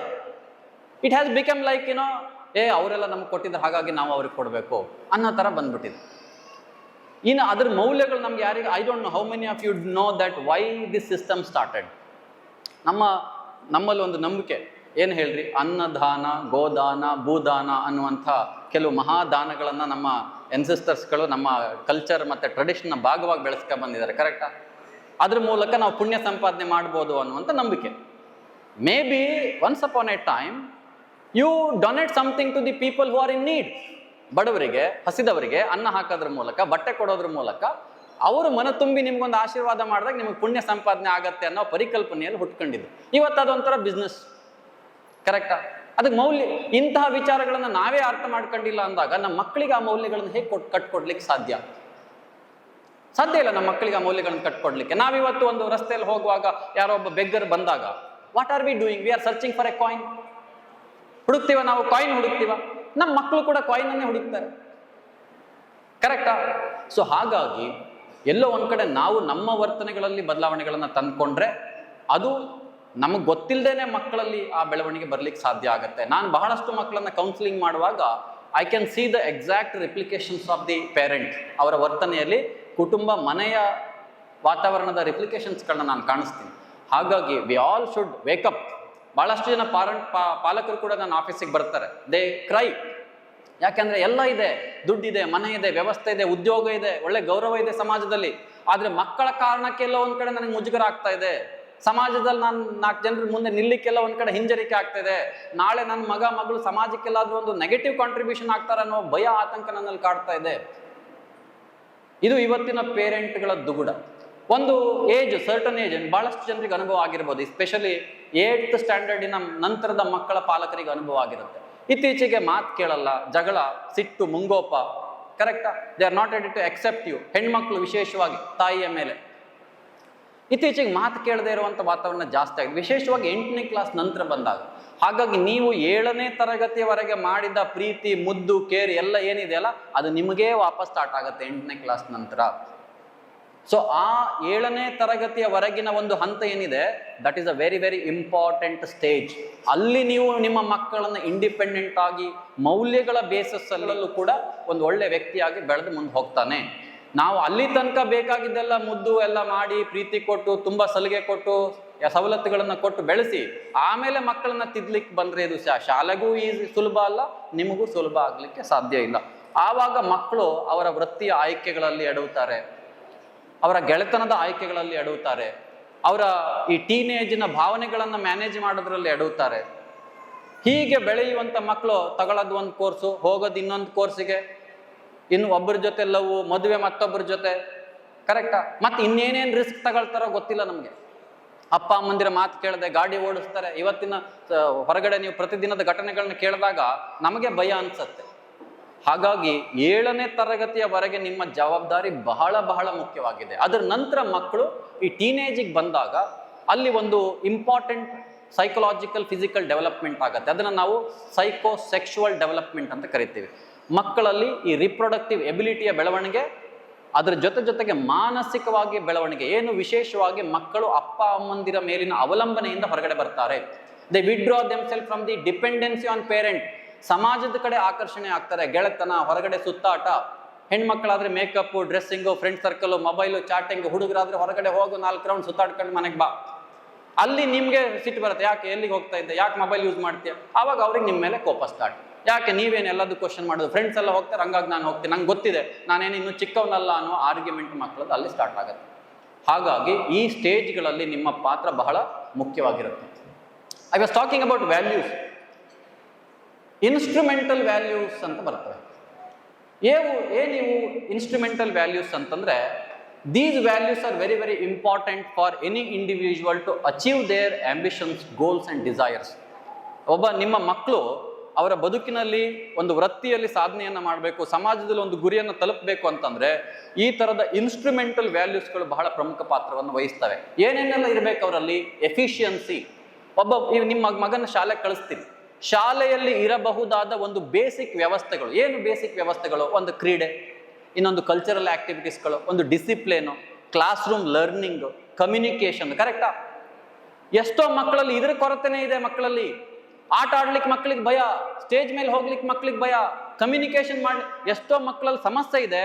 ಅವರು ಮುಗಿಯೋ ತನಕ ಯಾರನ್ನೂ ಕೌನ್ಸಿಲರ್ನು ಕೂಡ ಮೀಟ್ ಮಾಡಲ್ಲ. ಗೊತ್ತಿದೆಯಾ ನಿಮ್ಗೆ? ಎಷ್ಟೋ ಮಕ್ಕಳಲ್ಲಿ ತುಂಬಾ ಸಮಸ್ಯೆಗಳಿರ್ತವೆ, ಬಂದು ಮಾತಾಡಲ್ಲ ಯಾರ ಹತ್ರ, ತುಂಬಾ ರಿಸರ್ವ್ಡ್, ಭಯ, ಆತಂಕ ಮಕ್ಕಳಲ್ಲಿರುತ್ತೆ. ಇವೆಲ್ಲ ಮಕ್ಕಳ ಎಫಿಷಿಯನ್ಸೀಸ್. ಅದನ್ನ ನೀವು ಹೊರಗಡೆ ತಂದಿಲ್ಲ ಮಕ್ಕಳನ್ನ ಈ ಸಮಸ್ಯೆಯಿಂದ ಅಂತಂದ್ರೆ ಅವರು ಶಾಲೆಯನ್ನ ಅಡಾಪ್ಟ್ ಮಾಡಿಕೊಂಡು ಅಲ್ಲಿರುವ ವ್ಯವಸ್ಥೆಗಳನ್ನ ಪಡೆದುಕೊಳ್ಳಿಕ್ಕೆ ಸಾಧ್ಯನೇ ಇಲ್ಲ. ಇದನ್ನ ಬಿಲ್ಡ್ ಮಾಡಬೇಕಾಗಿರೋ ಪಾಲಕರು. ನನ್ನ ಮಗು ಈ ತರಗತಿಯಲ್ಲಿ ಈ ಶಿಕ್ಷಣ ಸಂಸ್ಥೆಯಲ್ಲಿ ಇರುವ ವ್ಯವಸ್ಥೆಗಳನ್ನ ಅಡ್ಜಸ್ಟ್ ಮಾಡಿಕೊಂಡು ಅದನ್ನ ಕೋಪಪ್ ಮಾಡ್ಕೊಂಡು ಹೋಗ್ಲಿಕ್ಕೆ ಅದಕ್ಕೆ ಬೇಕಾದ ಸಾಮರ್ಥ್ಯ ಇದೆಯಾ? ಅದನ್ನ ಬಿಲ್ಡ್ ಮಾಡಬೇಕಾಗಿರೋ ಪಾಲಕರು ಮಗುವನ್ನು ಹೊರಗಡೆ ಕರೆದುಕೊಂಡು ಹೋಗಿ ಒಳ್ಳೆಯ ಕಮ್ಯುನಿಕೇಶನ್ಸ್ಗೆ ಎನ್ಕರೇಜ್ಮೆಂಟ್ ಮಾಡಿ ಅದಕ್ಕೆ ಬೇಕಾದ ಸಣ್ಣ ಪುಟ್ಟ ವ್ಯಾಯಾಮ ಮತ್ತೊಂದು ತರಬೇತಿಗಳನ್ನ ನೀವು ಬೆಳಗ್ಗೆ ಸೇರ್ಕೊಂಡು ಮಕ್ಕಳಿಗೆ ಕಲಿಸಿ ಇಂತಹ ಟ್ರೈನಿಂಗ್ ಕೊಟ್ರೆ ಆ ಮಗು ಒಂದು ಸಂಸ್ಥೆಯಲ್ಲಿ ಸಂಸ್ಥೆಯಲ್ಲಿನ ವ್ಯವಸ್ಥೆಗಳನ್ನ ಅಡಾಪ್ಟ್ ಮಾಡ್ಕೊಳ್ಳೋಕ್ಕೆ ಬೇಕಾದ ಬೇಸಿಕ್ ಸಾಮರ್ಥ್ಯವನ್ನು ಬೆಳೆಸ್ಕೊಳ್ಳುತ್ತೆ. ಇಲ್ಲ ಅಂತಂದ್ರೆ ಮಗು ಆ ತರಗತಿಯಲ್ಲಿ ಇರುತ್ತೆ, ಆದ್ರೆ ಅಲ್ಲಿರುವಂತ ವ್ಯವಸ್ಥೆಯನ್ನು ತಗೊಳ್ಳುವಂತ ಸಾಮರ್ಥ್ಯ ಮಗುಗಿಲ್ಲ. ಹಾಗಾಗಿ ಮಗು ಕ್ರೀಡೆಯಲ್ಲಿ ಹಿಂದೆ ಉಳಿಯುತ್ತೆ, ಕಲ್ಚರಲ್ ಆಕ್ಟಿವಿಟೀಸ್ಗಳಲ್ಲಿ ಹಿಂದೆ ಉಳಿಯುತ್ತೆ. ಎರಡನೇದು ಹಾನೆಸ್ಟಿ. ಬಹಳಷ್ಟು ಮಕ್ಕಳಲ್ಲಿ ಇತ್ತೀಚೆಗೆ ಬರ್ತಾ ಇರುವಂತ ಸಮಸ್ಯೆ ಅಂತಂದ್ರೆ ಮಕ್ಕಳು ಸುಳ್ಳು ಹೇಳ್ತಾರೆ, ಅಪ್ಪ ಅಮ್ಮನ ಹತ್ರ ಸುಳ್ಳು ಹೇಳ್ತಾರೆ, ಶಿಕ್ಷಕರ ಹತ್ರ ಸುಳ್ಳು ಹೇಳ್ತಾರೆ. ಈ ಸುಳ್ಳು ಹೇಳುವ ವಾತಾವರಣ ಯಾಕೆ ಮಕ್ಕಳಲ್ಲಿ ಬಂದಿದೆ ಅಂತ ಹೇಳಿ ನಾನು ಎನ್ಕ್ವೈರಿ ಮಾಡಿದಾಗ ಒಂದು ಭಯ, ಅವರಿಗೆ ಸತ್ಯ ಹೇಳುವಲ್ಲಿ ಇರುವಂತಹ ಭಯ, ಸತ್ಯ ಹೇಳಿದ್ರೆ ಏನಾದ್ರೂ ಆಗ್ಬಿಡತ್ತೇನೋ ಅನ್ನುವ ಭಯ. ಮಕ್ಕಳು ತಪ್ಪು ಮಾಡೋದು ಸಹಜ, ಆದ್ರೆ ತಪ್ಪು ಮಾಡಿದ್ದನ್ನ ತಿದ್ದುಕೊಳ್ಳೋಕೆ ಬೇಕಾದ ಆರೋಗ್ಯಕರವಾದ ವಾತಾವರಣ ಕಟ್ಟಿಕೊಡ್ಬೇಕಾಗಿದ್ದು ಯಾರು? ಶಿಕ್ಷಕರು ಮತ್ತೆ ಪಾಲಕರು. ಕರೆಕ್ಟಾ? ಅವ್ರಿಗೆ ಆ ಸತ್ಯ ಹೇಳಕ್ ಯಾಕೆ ಭಯ ಬಂದಿದೆ ಅಂತಂದ್ರೆ ನಾನು ಸತ್ಯ ಹೇಳಿದ್ರೆ ಮುಗೀತು ನನ್ನ ಕತೆ ಅನ್ನುವಂತಹ ಭಯದ ವಾತಾವರಣವನ್ನ ನಾವು ಕುಟುಂಬದಲ್ಲಾಗ್ಲಿ ಶಾಲೆಯಲ್ಲಾಗ್ಲಿ ಕಟ್ಟಿದಾಗ ಮಕ್ಕಳು ಸುಳ್ಳು ಹೇಳಲಿಕ್ಕೆ ಸ್ಟಾರ್ಟ್ ಮಾಡ್ತಾರೆ. ಹಾಗಾಗಿ ನಾನು ಯಾವಾಗ್ಲೂ ಪಾಲಕರಿಗೆ ಹೇಳ್ತೀನಿ, ಮಕ್ಕಳು ತಪ್ಪು ಮಾಡಿದಾಗ ಪನಿಷ್ಮೆಂಟ್ ಮಾಡೋದಲ್ಲ, ತಪ್ಪು ಮಾಡದ ಹಾಗೆ ಅವರನ್ನ ಟ್ರೈನ್ ಮಾಡೋದು ನಿಮ್ಮ ಜವಾಬ್ದಾರಿ. ಮತ್ತೆ ಮಕ್ಕಳು ತಪ್ಪು ಮಾಡಿದಾಗ ಅವ್ರ ಜೊತೆಗೆ ನೀವು ನಿಂತ್ಕೊಳ್ಬೇಕಾಗಿದೆ ತಿದ್ಲಿಕ್ಕೆ. ನಾವೇನ್ ಮಾಡ್ಬಿಡ್ತೀವಿ, ಅವರ ವಿರುದ್ಧವಾಗಿ ನಿಂತ್ಕೊಂತೀವಿ. ಮಕ್ಕಳು ತಪ್ಪು ಮಾಡಿದಾಗ ಯಾಕೋ ಮಾಡ್ದೆ ನೀನು ಅಂತ ಹೇಳ್ತೀವಿ. ನಾವಿಬ್ರು ಆಪೋನೆಂಟ್ಸ್ಗಳಲ್ಲ, ನಾವಿಬ್ರು ಒಂದೇ ದೋಣಿಯಲ್ಲಿರುವಂತವ್ರು. ಅವ್ರನ್ನ ಪಕ್ಕದಲ್ಲಿ ನಿಲ್ಸ್ಕೊಂಡು ನೀವು ಅವರ ತಪ್ಪನ್ನ ತಿದ್ದಬೇಕೆ ವಿನಃ ವಿರುದ್ಧ ದಿಕ್ಕಿನಲ್ಲಿ ನಿಂತ್ಕೊಂಡು ತಿದ್ದುವಂಥದ್ದಲ್ಲ. ಹಾಗಾಗಿ ಮಕ್ಕಳನ್ನ ತಪ್ಪು ಮಾಡೋದಕ್ಕಿಂತ ಮೊದಲೇ ನಾವು ತರಬೇತಿ ಮಾಡಬೇಕಾಗಿದೆ. ಆಗ ಅವರು ಸುಳ್ಳು ಹೇಳುವಂತ ವಾತಾವರಣ ಕ್ರಿಯೇಟ್ ಆಗಲ್ಲ. ಹಾಗಾಗಿ ಮಕ್ಕಳಲ್ಲಿ ಒಂದು ಹಾನೆಸ್ಟಿ, ಅಂದ್ರೆ ನಾನು ಸತ್ಯವನ್ನು ಹೇಳಬಹುದು ಅನ್ನುವ ಧೈರ್ಯವನ್ನ ಮಕ್ಕಳಲ್ಲಿ ನೀವೆಲ್ಲ ಫೀಡ್ ಮಾಡಬೇಕು. You have to feed the confidence among the children that they can tell the truth either to the parent or to the ಒಂದು ಹೆಣ್ಮಗು ಬಂದ್ಕೊಂಡು ಧೈರ್ಯದಿಂದ ನಿಮ್ಮ ಹತ್ರ ಹೇಳ್ಬೋದು, ಅಮ್ಮ ನಂಗೆ ಇವತ್ತೊಂದು ಹುಡುಗ ಪ್ರಪೋಸ್ ಮಾಡ್ದ. ನಮ್ಮ ರಿಯಾಕ್ಷನ್ ಹೇಗಿರುತ್ತೆ ನೀವು ಕ್ವಶನ್ ಮಾಡ್ಕೊಳ್ಳಿ. ನಿಮ್ಗೇನು ಒಂದು ಹುಡುಗಿ ಇದ್ಲು ಇಲ್ಲಿ, ಆ ಹುಡುಗಿ ನನ್ನ ಹತ್ರ every alternative day would come for counselling. ಅವಳಿಗೆ ನನ್ನ ಹತ್ರ ನಾನು ಅವಳಿಗೆ ಕೆಲವನ್ನ ರೆಕಮೆಂಡ್ ಮಾಡ್ತಿದ್ದೆ, ಹೋಗಿ ನೀನು ಪೇರೆಂಟ್ ಹತ್ರ ಕಮ್ಯುನಿಕೇಟ್ ಮಾಡು ಅಂತ ಹೇಳಿ. ಅವಳಿಗೆ ಭಯ ಇತ್ತು. ನಾನು ಅಮ್ಮನ ಹತ್ರ, ಅಮ್ಮನೂ ಕೂಡ ಒಂದು ಇನ್ಸ್ಟಿಟ್ಯೂಷನಲ್ ಪ್ರಿನ್ಸಿಪಾಲ್ ಇದ್ರು, ನನಗೆ ಭಯ ಹೇಳಲಿಕ್ಕೆ ಆಗಲ್ಲ. ನಾನು ನನ್ನ ಕೌನ್ಸಿಲಿಂಗ್ ಮೂಲಕ ಅವಳ ಆ ಥಾಟ್ಗಳನ್ನು ಚೇಂಜ್ ಮಾಡಿ I have encourage you today you are going and telling this to your parent ಅಂದ್ರೆ ಅವಳಿಗೆ ಒಂದು ಲೆಟರ್ ಸಿಕ್ಕಿತ್ತು ಹುಡುಗನಿಂದ. I have feeded that confidence so she can go and tell. ಇವು ಹೋಗಿ ಅವಳು ಮನೆಗೆ ಹೋಗಿ ಹೇಳಿದ್ಲು. ಮಾರನೇ ದಿನ she came to me with lot of happiness and telling sir it was a big surprise to me. ಇದಾಗಿದ್ದು PUC ಅಲ್ಲಿ ಓದುವಾಗ ಅವಳು. It was a very big surprise to me. ಯಾಕೆ, ಏನಾಯ್ತು, ನಾನೇನು ಅಂದ್ಕೊಂಡಿದ್ದೆ ನಮ್ಮ ಅಮ್ಮನ ಬಗ್ಗೆ ಎಕ್ಸಾಕ್ಟ್ಲಿ ಅದರ ಆಪೋಸಿಟ್ ನಮ್ಮ ಅಮ್ಮ ವರ್ತನೆ ಮಾಡಿದ್ರು. ಏನ್ ಮಾಡಿದ್ರು, ಸರ್ ನಾನು ಹೇಳಿದೆ ನಂಗೊಬ್ಬ ಹುಡುಗ ಲೆಟರ್ ಕೊಟ್ಟ ಅಂತ ಹೇಳಿದೆ ಭಯದಲ್ಲಿ. She was so curious and happy and come close to me and asking about the boy, ಹೇಗಿದ್ದಾನ ಅವನು, ಯಾರು ಅವನು ಅಂತೇಳಿ ಪಾಸಿಟಿವ್ ಆಗಿ ಅವ್ರು ರಿಯಾಕ್ಟ್ ಮಾಡಿದ್ರು ಅಂತೇಳಿ ಅವಳಿಗೆ ಅಷ್ಟ್ರ ಮೇಲೆ ಅವಳು ನನ್ನ ಹತ್ರ ಬರೋದೇ ಬಿಟ್ಬಿಟ್ರು. So children represent you. ಹಾಗಾಗಿ ಮಕ್ಕಳಲ್ಲಿ ಒಂದು ಹಾನೆಸ್ಟಿಯನ್ನು ಪ್ರಮೋಟ್ ಮಾಡಲಿಕ್ಕೆ ಬೇಕಾದಂತಹ ವ್ಯವಸ್ಥೆಯನ್ನು ಪಾಲಕರು ಅತ್ಯಂತ ಪ್ರಮುಖವಾಗಿ ಕಟ್ಕೊಡ್ಬೇಕಾಗಿದೆ ನೀವು. Next ambition. ಮಕ್ಕಳು ಚಿಲ್ಡ್ರನ್ ಶುಡ್ ಬಿ ಆಂಬಿಷಿಯಸ್. ಇವತ್ತು ನಾನು ಭಾಳಷ್ಟು ಮಕ್ಕಳು ಕೇಳ್ತೀನಿ, ನೀನು ಮಾರ್ಕ್ಸ್ ಯಾಕೆ ತೆಗಿಬೇಕು ಕೇಳಿದ್ರೆ ಅಪ್ಪ ಅಮ್ಮನ ಖುಷಿ ಪಡಿಸ್ಲಿಕ್ಕೆ ಅಂತ ಹೇಳ್ತಾರೆ. ಅವರ ಗುರಿ ಅಪ್ಪ ಅಮ್ಮಂದಿರ ಖುಷಿಗೆ ಸೀಮಿತ ಆಗ್ಬಿಟ್ಟಿದೆ. No children know that I should score for my own life. ನಾಳೆ ನನ್ನ ಊಟಕ್ಕೋಸ್ಕರ ನಾನು ಓದ್ಬೇಕನ್ನೋದು ಯಾವ ಮಕ್ಕಳಿಗೂ ಗೊತ್ತಿಲ್ಲ. ಅಪ್ಪ ಅಮ್ಮ ಬೈತಾರೆ ಓದಿಲ್ಲ ಅಂದ್ರೆ, ಮಾರ್ಕ್ಸ್ ತೆಗ್ದಿಲ್ಲ ಅಂದ್ರೆ, ಟೀಚರ್ಸ್ ಹೊಡಿತಾರೆ ಅನ್ನೋ ಕಾರಣಕ್ಕೆ ಅವ್ರು ಓದುವಂತ ಪರಿಸ್ಥಿತಿ ಬಂದಿದೆ. ಎಜುಕೇಶನ್ ಅನ್ನ ಯಾವ ಮಕ್ಕಳು ಕೂಡ ಎಂಜಾಯೇ ಮಾಡ್ತಿಲ್ಲ. ಹಾಗಾಗಿ ಅವ್ರ ಎಜುಕೇಶನ್ ಬೇಡ, ಮೊಬೈಲ್ ಬೇಕಾ. ಯಾಕಂದ್ರೆ ಮೊಬೈಲಲ್ಲಿ ಅವ್ರಿಗೆ ಎಂಟರ್ಟೈನ್ಮೆಂಟ್ ಸಿಗ್ತಾ ಇದೆ, ಎಂಜಾಯ್ಮೆಂಟ್ ಸಿಗ್ತಾ ಇದೆ. ಶಿಕ್ಷಣದಲ್ಲಿ ಸಿಗ್ತಾ ಇಲ್ಲ. ಶಿಕ್ಷಣದಲ್ಲಿ ಸಿಗ್ತಾ ಇರೋದೇನು ಅವರಿಗೆ ಪನಿಷ್ಮೆಂಟ್ಸ್ಗಳು, ಬೈಗಳು, ಮರ್ಯಾದೆ ಹೋಗೋಂಥದ್ದು ಸಿಗುತ್ತೆ. ಕರೆಕ್ಟಾ? ಮತ್ತೆ ಯಾಕೆ ಇಷ್ಟಪಡ್ತಾರೆ ಅವರು ಅದನ್ನ? ಎಜುಕೇಶನ್ ಅನ್ನ ಇಷ್ಟಪಟ್ಟು ಮಾಡುವಂತಹ ವಾತಾವರಣವನ್ನ ನಾವೆಲ್ಲ ಕಟ್ಕೊಡ್ಬೇಕಲ್ಲ. ಹಾಗಾಗಿ ಮಕ್ಕಳು ಆಂಬಿಷಿಯಸ್ ಆಗಿರಬೇಕು. ಅವರಲ್ಲಿ ಗುರಿಗಳನ್ನ, ತುಡಿತವನ್ನ, ಓದುವಂತಹ ಆಸಕ್ತಿ, ಅಭಿಲಾಷೆಗಳನ್ನ ಹುಟ್ಟಾಕುವಂತ ಪ್ರಯತ್ನ ನಾವು ಮಾಡಬೇಕು. ನಿಮ್ಮ ಮನೆಗಳಲ್ಲಿ ನಾನು ಪ್ರಶ್ನೆ ಮಾಡ್ತೀನಿ, ಎಷ್ಟು ಜನರ ಮನೆಯಲ್ಲಿ ಸಾಧಕರ ಫೋಟೋಸ್ಗಳು ಇಟ್ಟಿದ್ದೀರಿ ನೀವು? ನಮ್ದೇ ಫೋಟೋ ಒಂದು ಫ್ರೇಮ್ ಇದ್ರೂ ಸಾಕಾಗಲ್ಲ, 25 ಫ್ರೇಮ್ ಹಾಕೊಂಡಿರ್ತೀವಿ. ಮದುವೆ ಮುಂಜಿದ ಫೋಟೋ ಆಲ್ಬಮ್ ಮಾಡಿ ನಾವು ಒಂದ್ಸರಿನೂ ನೋಡಲ್ಲ ಅದನ್ನ. ಕರೆಕ್ಟಾ? ಆದ್ರೆ ನಮ್ಮ ಮನೆಯಲ್ಲಿ ಯಾವತ್ತು ಯಾವುದೇ ಒಬ್ಬ ಹೊಸ ಒಳ್ಳೆಯ ಸಾಧಕನ ಫೋಟೋಗಳನ್ನ ನಾವು ಯಾವತ್ತಾದ್ರೂ ಆಸಕ್ತಿಯಿಂದ ತಂದು ಹಾಕೊಂಡಿದೀವ? Some parents will do it, I appreciate them. ನಮ್ಮ ಮನೆಯಲ್ಲಿ ಯಾವತ್ತಾದ್ರೂ ಯಾರ್ದಾದ್ರೂ ಬಯೋಗ್ರಫಿಗಳನ್ನ ತಂದಿದ್ದೀವ? ನೀವು ಯಾವತ್ತಾದ್ರೂ ನಿಮ್ಮ ಮಕ್ಕಳನ್ನ ಸಪ್ನ ಬುಕ್ ಹೌಸ್ ಕರ್ಕೊಂಡೋಗಿ ಇವತ್ತು ಈ ವರ್ಷದ 2ನೇ ಪರ್ಚೇಸಿಂಗ್ ಅಂತ ಹೇಳಿ ಒಂದಿಷ್ಟು ಒಳ್ಳೆ ಪುಸ್ತಕಗಳನ್ನ ಮಕ್ಕಳ ಜೊತೆ ಪರ್ಚೇಸ್ ಮಾಡಿ ನಿಮ್ಮ ಮನೇಲಿ ಇಟ್ಟಿದ್ದೀರಾ? If you want to produce your child as a good citizen, good human being to the society, ನಿಮ್ಮ ಮನೇಲಿ ಒಂದು ಸಣ್ಣ ಲೈಬ್ರರಿ ಇರಲೇಬೇಕು. ಪುಸ್ತಕದ ಗೆಳೆಯ ಯಾರು ಆಗಲ್ವೋ ಅವನು ಸಮಾಜದಲ್ಲಿ ಜ್ಞಾನವಂತನಾಗ್ಲಿಕ್ಕೆ ಸಾಧ್ಯನೇ ಇಲ್ಲ. ನಿಮ್ಮ ಮನೇಲಿ ಒಂದು ಸಣ್ಣ ಲೈಬ್ರರಿ ಇಟ್ಕೊಳ್ಳಿ, ಓದ್ತಾರ ಬಿಡ್ತಾರ ಸೆಕೆಂಡ್ರಿ, ವರ್ಷದಲ್ಲಿ ಒಂದು 2 ಸರಿ ಜೊತೆ. ಇವತ್ತು ಬುಕ್ ಬೈಯಿಂಗ್ ಡೇ, ನಿಮ್ಮ ಮಗನ ಬರ್ಡೇ ಬಂತು, ನೋಡಪ್ಪ ಇವತ್ತು 4 ಪುಸ್ತಕ ತಗೊಂಬರೋಣ ಅಂತ ಕರ್ಕೊಂಡು ಹೋಗಿ ಲೈಬ್ರರಿ ತಗೊಬಂದು ನಿಮ್ಮ ಮನೇಲಿ ಒಂದ್ ಕಡೆ ಅವನಿಗೆ ಕಾಣೋ ರೀತಿಯಲ್ಲಿ ಜೋಡಿಸಿರಿ. ನಿಮ್ಮ ಮಕ್ಕಳ ರೂಮ್ನ ನೀವು ಹೇಗೆ ಅರೇಂಜ್ ಮಾಡಿರ್ತೀರಿ? ಎಷ್ಟೋ ಮಕ್ಕಳ ರೂಮ್ ಕುರ್ಲಾ ಎಕ್ಸ್ಪ್ರೆಸ್ ಬೆಡ್ಡೇ ಆಗಬೇಕು, AC ಫಿಟ್ಟಿಂಗ್ ಮಾಡ್ತಾರೆ, ಎಲ್ಲ ಕಂಫರ್ಟೇಬಲ್, ನಿದ್ದೆ ಮಾಡ್ತಾನೆ ಅವನು, ಎಲ್ಲಿ ಓದ್ತಾನ ಅವನು? ಕರೆಕ್ಟಾ? ಅವನು ಓದ್ಲಿಕ್ಕೆ ಕೂರುವಂತ ಟೇಬಲ್ ಮೇಲೆ ಏನ್ ಇಟ್ಟಿದ್ದೀರಿ ನೀವು? ಏನಿದೆ ಅಲ್ಲಿ? ಅದು ವೆರಿ ಇಂಪಾರ್ಟೆಂಟ್. ಹಾಗಾಗಿ ಮಕ್ಕಳನ್ನ ಆಂಬಿಷಿಯಸ್ ಆಗಿ ನೀವು ಟ್ರೈನ್ ಮಾಡಬೇಕು. ಕರೇಜ್. ಎಷ್ಟೋ ಮಕ್ಕಳಿಗೆ ಇವತ್ತು ಭಯ, ಬಿದ್ದೋಗ್ಬಿಡ್ತೀನೇನೋ, ನಾನು ಏಟಾಗ್ಬಿಡತ್ತೇನೋ. ನನಗೆ ಕೆಲವು ವ್ಯವಸ್ಥೆಗಳನ್ನ ಮಕ್ಕಳನ್ನ ನೋಡಿದಾಗ ಬಹಳ ಹಾಸ್ಯ ಅನ್ಸೋದೇನು ಗೊತ್ತಾಗ್ತದೆ. ಸ್ನಾನಕ್ಕಿಂತ ಹೋಗಕ್ ಮೊದಲು ಒಂದು ಶಾಂಪು ತಲೆಗೆ, ಸ್ನಾನ ಮಾಡುವಾಗ ಒಂದು ಶಾಂಪು, ಸ್ನಾನ ಆಗಿ ಬಂದ್ಮೇಲೆ ಇನ್ನೊಂದು ಕ್ರೀಮ್ ತಲೆಗೆ, ಮುಖಕ್ಕೆ ಒಂದು ಕ್ರೀಮು, ಬಾಡಿಗೆ ಇನ್ನೊಂದು ಕ್ರೀಮು, ಸೋಪು ಒಬ್ಬೊಬ್ಬರಿಗೆ ಒಂದೊಂದು ಸೋಪು. ಕೈ ತೊಳೆಯಕ್ಕೆ ಹೋದ್ರೆ without washing hand you must not touch this ಅಂತ ಹೇಳ್ತೀವಿ ನಾವು. Correct? How are we growing ನಮ್ಮ ಮಕ್ಕಳನ್ನ ಹೇಗೆ ಬಳಸ್ತಾ ಇದೀವಿ ನಾವು? ನನ್ನ ಅಜ್ಜಿ ಇದ್ದಾರೆ 80 ವರ್ಷ, ಗದ್ದೆಯಲ್ಲಿ ಕೆಲಸ ಮಾಡ್ತಿದ್ರೆ ಆ ಕೆಲಸದ ಕೆಸರಿನ ಕೈಯಲ್ಲೇ ತಿಂಡಿ ತಿಂತಾರೆ. ಈಗ 80 ವರ್ಷ, ಇವತ್ತಿನವರೆಗೂ ಒಂದು ದಿನ ಆಸ್ಪತ್ರೆಗೆ ಹೋಗಿಲ್ಲ ಅವ್ರು. ಇವತ್ತಿನವರೆಗೂ ಅವರ ಎಲ್ಲ ಕೆಲಸಗಳನ್ನ ಅವರೇ ಮಾಡ್ತಾರೆ, ಸಿಕ್ಕಿದ್ನ ತಿಂತಾರೆ. ನಾವೆಲ್ಲ ಹಾಗೆ ಬೆಳೆದವ್ರು. ಆದ್ರೆ ನಾವಿವತ್ತು ಎಷ್ಟರ ಮಟ್ಟಿಗೆ ಏನಂತೀರ ಅದಕ್ಕೆ, ಈಗ ಹೊಸ ಮಕ್ಕಳನ್ನ ಆರ್ಟಿಫಿಷಿಯಲಿ ಬೆಳೆಸುವಂತ ಮಕ್ಕಳು ಬರ್ತಲ್ಲ, ಏನಂತಾರೆ ಅದಕ್ಕೊಂದು ಟ್ಯೂಬ್, ಆ ಥರ ನಮ್ಮ ಮಕ್ಕಳನ್ನ ಇವತ್ತು ಬೆಳೆಸ್ತೇವೆ. Very sensitivity. ಎಷ್ಟು ಸೆನ್ಸಿಟಿವಿಟಿ ಅಂದ್ರೆ ಮಕ್ಕಳಿಗೆ, ನಮ್ಮ ಹಾಸ್ಟೆಲಲ್ಲಿ ಬರೋ ಮಕ್ಕಳು ಡೇ ಬೋರ್ಡರ್ಸ್ ಅಷ್ಟು ನಮ್ಮ ಜೊತೆ ಜಾಸ್ತಿ ಟೈಮ್ ಸ್ಪೆಂಡ್ ಮಾಡಲ್ಲ.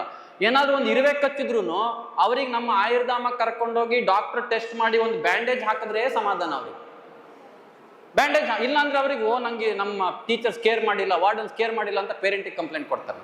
ಸೊ ಆ ಮಟ್ಟಿಗೆ ಸೆನ್ಸಿಟಿವ್ ಆಗಿ ನಮ್ಮ ಮಕ್ಕಳನ್ನ ಬೆಳೆಸ್ತೀವಿ ನಾವು. ನೆಕ್ಸ್ಟ್ ಡಿಸಿಪ್ಲಿನ್ ಅನ್ನ ನಾವು ಪಾಠದ ಮೂಲಕ ಕಲಿಸೋದಲ್ಲ ಅದು. I don't think so that we should teach them discipline ಅನ್ನೋದು ಒಂದು ವರ್ತನೆ, that is adapted by observation. ಈಗ ನಾನು ನಿಮ್ಗೆ ಹೇಳ್ತೀನಿ, ಮಂಗಳೂರಲ್ಲಿ ಬಹಳ ಒಳ್ಳೆಯವರು ಎಲ್ಲರೂ, ಬಹಳಷ್ಟು ಜನ. I am very proud to be a part of the system. But generally if I give an example, ನಾವು ಕಾರ್ ಓಡಿಸ್ತಾ ಇರ್ತೀವಿ, ಯಾರೋ ಒಬ್ಬ ಆಟೋ ಡ್ರೈವರ್ ಬೈಕ್ನ ಒಂದು ಸಡನ್ ಆಗಿ ಅಡ್ಡ ಬಂದ, ನಾವೇನ್ ಮಾಡ್ತೀವಿ ಅವಾಗ? ನಾನು ಆಲ್ರೆಡಿ ಒಂದು ಉದಾಹರಣೆ ಕೊಟ್ಟೆ. ನಮ್ಮ ಬಾಯಲ್ಲಿ ಏನ್ ಬರುತ್ತೆ? ನಮ್ಮ ಬಾಯಲ್ಲಿ ಭಾಷೆ ಯಾವುದನ್ನ ನಾವು ಬಳಸ್ತೀವಿ? ಕರೆಕ್ಟಾ? ನಾವು ಮಕ್ಕಳು ಡಿಸಿಪ್ಲಿನ್ ಕಲಿಸ್ರಿ ಅಂತ ಹೇಳ್ತೀವಿ ಶಿಕ್ಷಕರಿಗೆ. ಇವತ್ತು ಮಕ್ಕಳು ಡಿಸಿಪ್ಲಿನ್ ಅನ್ನ ಕಲಿಯೋದಕ್ಕಿಂತ ಇಂಡಿಸಿಪ್ಲಿನ್ ಅನ್ನು ಜಾಸ್ತಿ ಕಲಿತಾ ಇದ್ದಾರೆ. ನಮ್ಮಲ್ಲಿ ಎಕ್ಸಾಂಪಲ್ಸ್ ಬಂತು. ಲಾಸ್ಟ್ ಟೈಮ್ ಒಬ್ಬ ಹುಡುಗ ಕೌನ್ಸಿಲಿಂಗ್ ಬಂದಾಗ he was using a particular word. I asked him, where did you learn this? ಇಲ್ಲ, ನಾವು ಕಾಂತಾರ ಸಿನಿಮಾ ನೋಡಿದ್ವಿ ಅಂತ ಹೇಳ್ದ. ಈಗ ಎಷ್ಟೋ ಜನ ಮಕ್ಕಳು ಸ್ಮೋಕ್ ಮಾಡ್ತಾರೆ. ಯಾಕೆ ಸ್ಮೋಕ್? ನಮ್ಮ ಸಿನಿಮಾದಲ್ಲೆಲ್ಲ ಮಾಡ್ತಾರೆ, ಅವ್ರು ಮಾಡ್ತಾರೆ, ಅವ್ರಿಗೆ ಏನಾಗಲ್ಲ, ನೀವು ನಮಗೆ ಮಾಡಬೇಡ್ರಿ ಅಂತ ಹೇಳ್ತೀವಿ ಅಂತ ಹೇಳ್ತಾರೆ. ಕರೆಕ್ಟ್? ಹಾಗಾಗಿ ಇವತ್ತಿನ ಸಮಾಜ ಮಕ್ಕಳಿಗೆ ಡಿಸಿಪ್ಲಿನ್ಗಿಂತ ಇಂಡಿಸಿಪ್ಲಿನ್ ಅನ್ನು ಜಾಸ್ತಿ ಕಲಿಸ್ತಾ ಇದೆ. ನೆಕ್ಸ್ಟ್ ಟರ್ಮಿನಲ್ ವ್ಯಾಲ್ಯೂಸ್ಗಳಂತ ಬರ್ತವೆ. These are very important for anybody, which are finally leading to the satisfaction of life.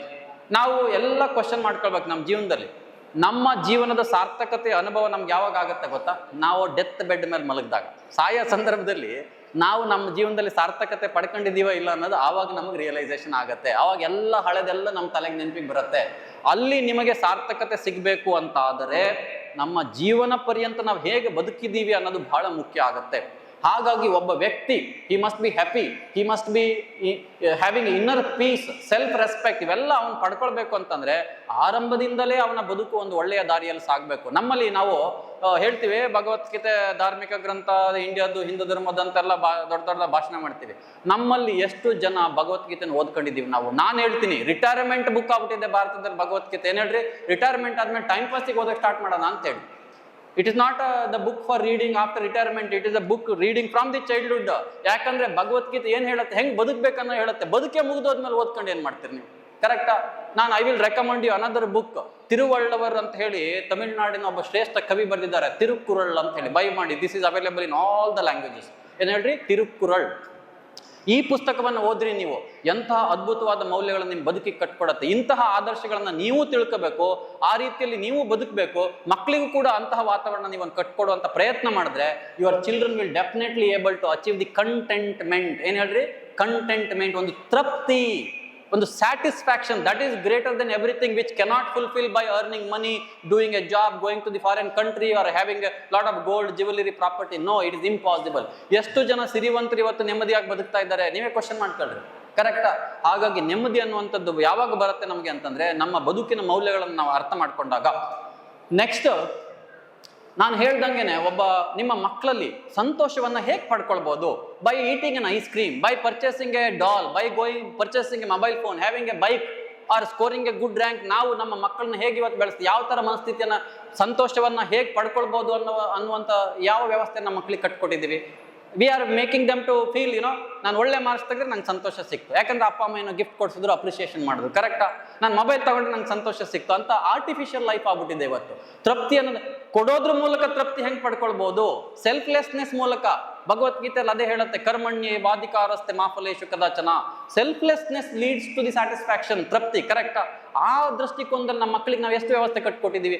ಎಷ್ಟು ನಿಮ್ಮ ಮಕ್ಕಳಿಗೆ ನೀವು ದಾನ ಧರ್ಮದಲ್ಲಿ ಎನ್ಕರೇಜ್ ಮಾಡಿದಿರಿ? ಗಿವ್ ಅಂಡ್ ಸ್ಯಾಟಿಸ್ಫ್ಯಾಕ್ಷನ್ ಎಷ್ಟು ಜನರಿಗೆ ಕಳಿಸಿದ್ದೀವಿ? ನಮ್ಮ ಮಕ್ಕಳಿಗೆ ನಾವು ಇವತ್ತು ಬರ್ಡೇ ಮಾಡ್ತೀವಿ, ದಟ್ ಈಸ್ ಒನ್ ಕಾಂಪಿಟೇಷನ್. ಪಕ್ಕದ ಮನೆಯವ್ರು ನೋಡಿದ್ರ, ಓ ಅವ್ರು ಈ ತರ ಎಲ್ಲ ವ್ಯವಸ್ಥೆ ಮಾಡಿದ್ರಲ್ಲ, ನೆಕ್ಸ್ಟ್ ಟೈಮ್ ನಾನು ಹಿಂಗ್ ಮಾಡ್ತೀನಿ. ಚೌಟ್ರಿನೇ ಬುಕ್ ಮಾಡ್ಬಿಡ್ತಾರೆ ಕೆಲವು ಪೇರೆಂಟ್ಸ್ಗಳು ಬರ್ಡೇ ಮಾಡ್ಲಿಕ್ಕೆ. ಅಲ್ಲಿ ಏನು ಕಲರ್ಫುಲ್ ಅರೇಂಜ್ಮೆಂಟ್ಸ್ಗಳು, ಕೇಕ್ಸ್ಗಳು, ಮತ್ತೊಂದು ಮುಗಿದೊಂದು. ಆದ್ರೆ ನಮ್ಮ ಮಕ್ಕಳನ್ನ ಅದರಿಂದ ಹೊರಗಡೆ ತಗೊಬಂದು ಇವತ್ತು ಚಿಲ್ಡ್ರನ್ ಡೇ ಡಿಮಾಂಡ್, ಎಕ್ಸ್ಪೆಕ್ಟ್, ನನ್ನ ಬರ್ಡೇ ಯಾಕೆ ಸೆಲೆಬ್ರೇಟ್ ಮಾಡಿಲ್ಲ ನೀವು? ಮಾಡಿಲ್ಲ ಅಂದ್ರೆ ಅದೊಂದು ಸಮಸ್ಯೆ ನಿಮ್ಗೆ, ಕರೆಕ್ಟಾ? I had an hashtag to my life, real birth is getting identified by unknown ಅಂತ ಹೇಳಿ. ಅಂದ್ರೆ ನಮ್ಮ ನಿಜವಾದ ಹುಟ್ಟು ಯಾವಾಗ ಆಗುತ್ತೆ ಅಂದ್ರೆ ನಾವು ಸಮಾಜಕ್ಕೆ ಕೊಡುಗೆಯಾಗಿ ನಿಂತಾಗ, ಇಲ್ಲ ಅಂದ್ರೆ ನಾವು ಸಮಾಜಕ್ಕೆ ಒಂದು ಎಕ್ಸ್ಟ್ರಾ ಬರ್ಡನ್, ಆಡೆಡ್ ಪಾಪ್ಯುಲೇಷನ್, ಕರೆಕ್ಟಾ?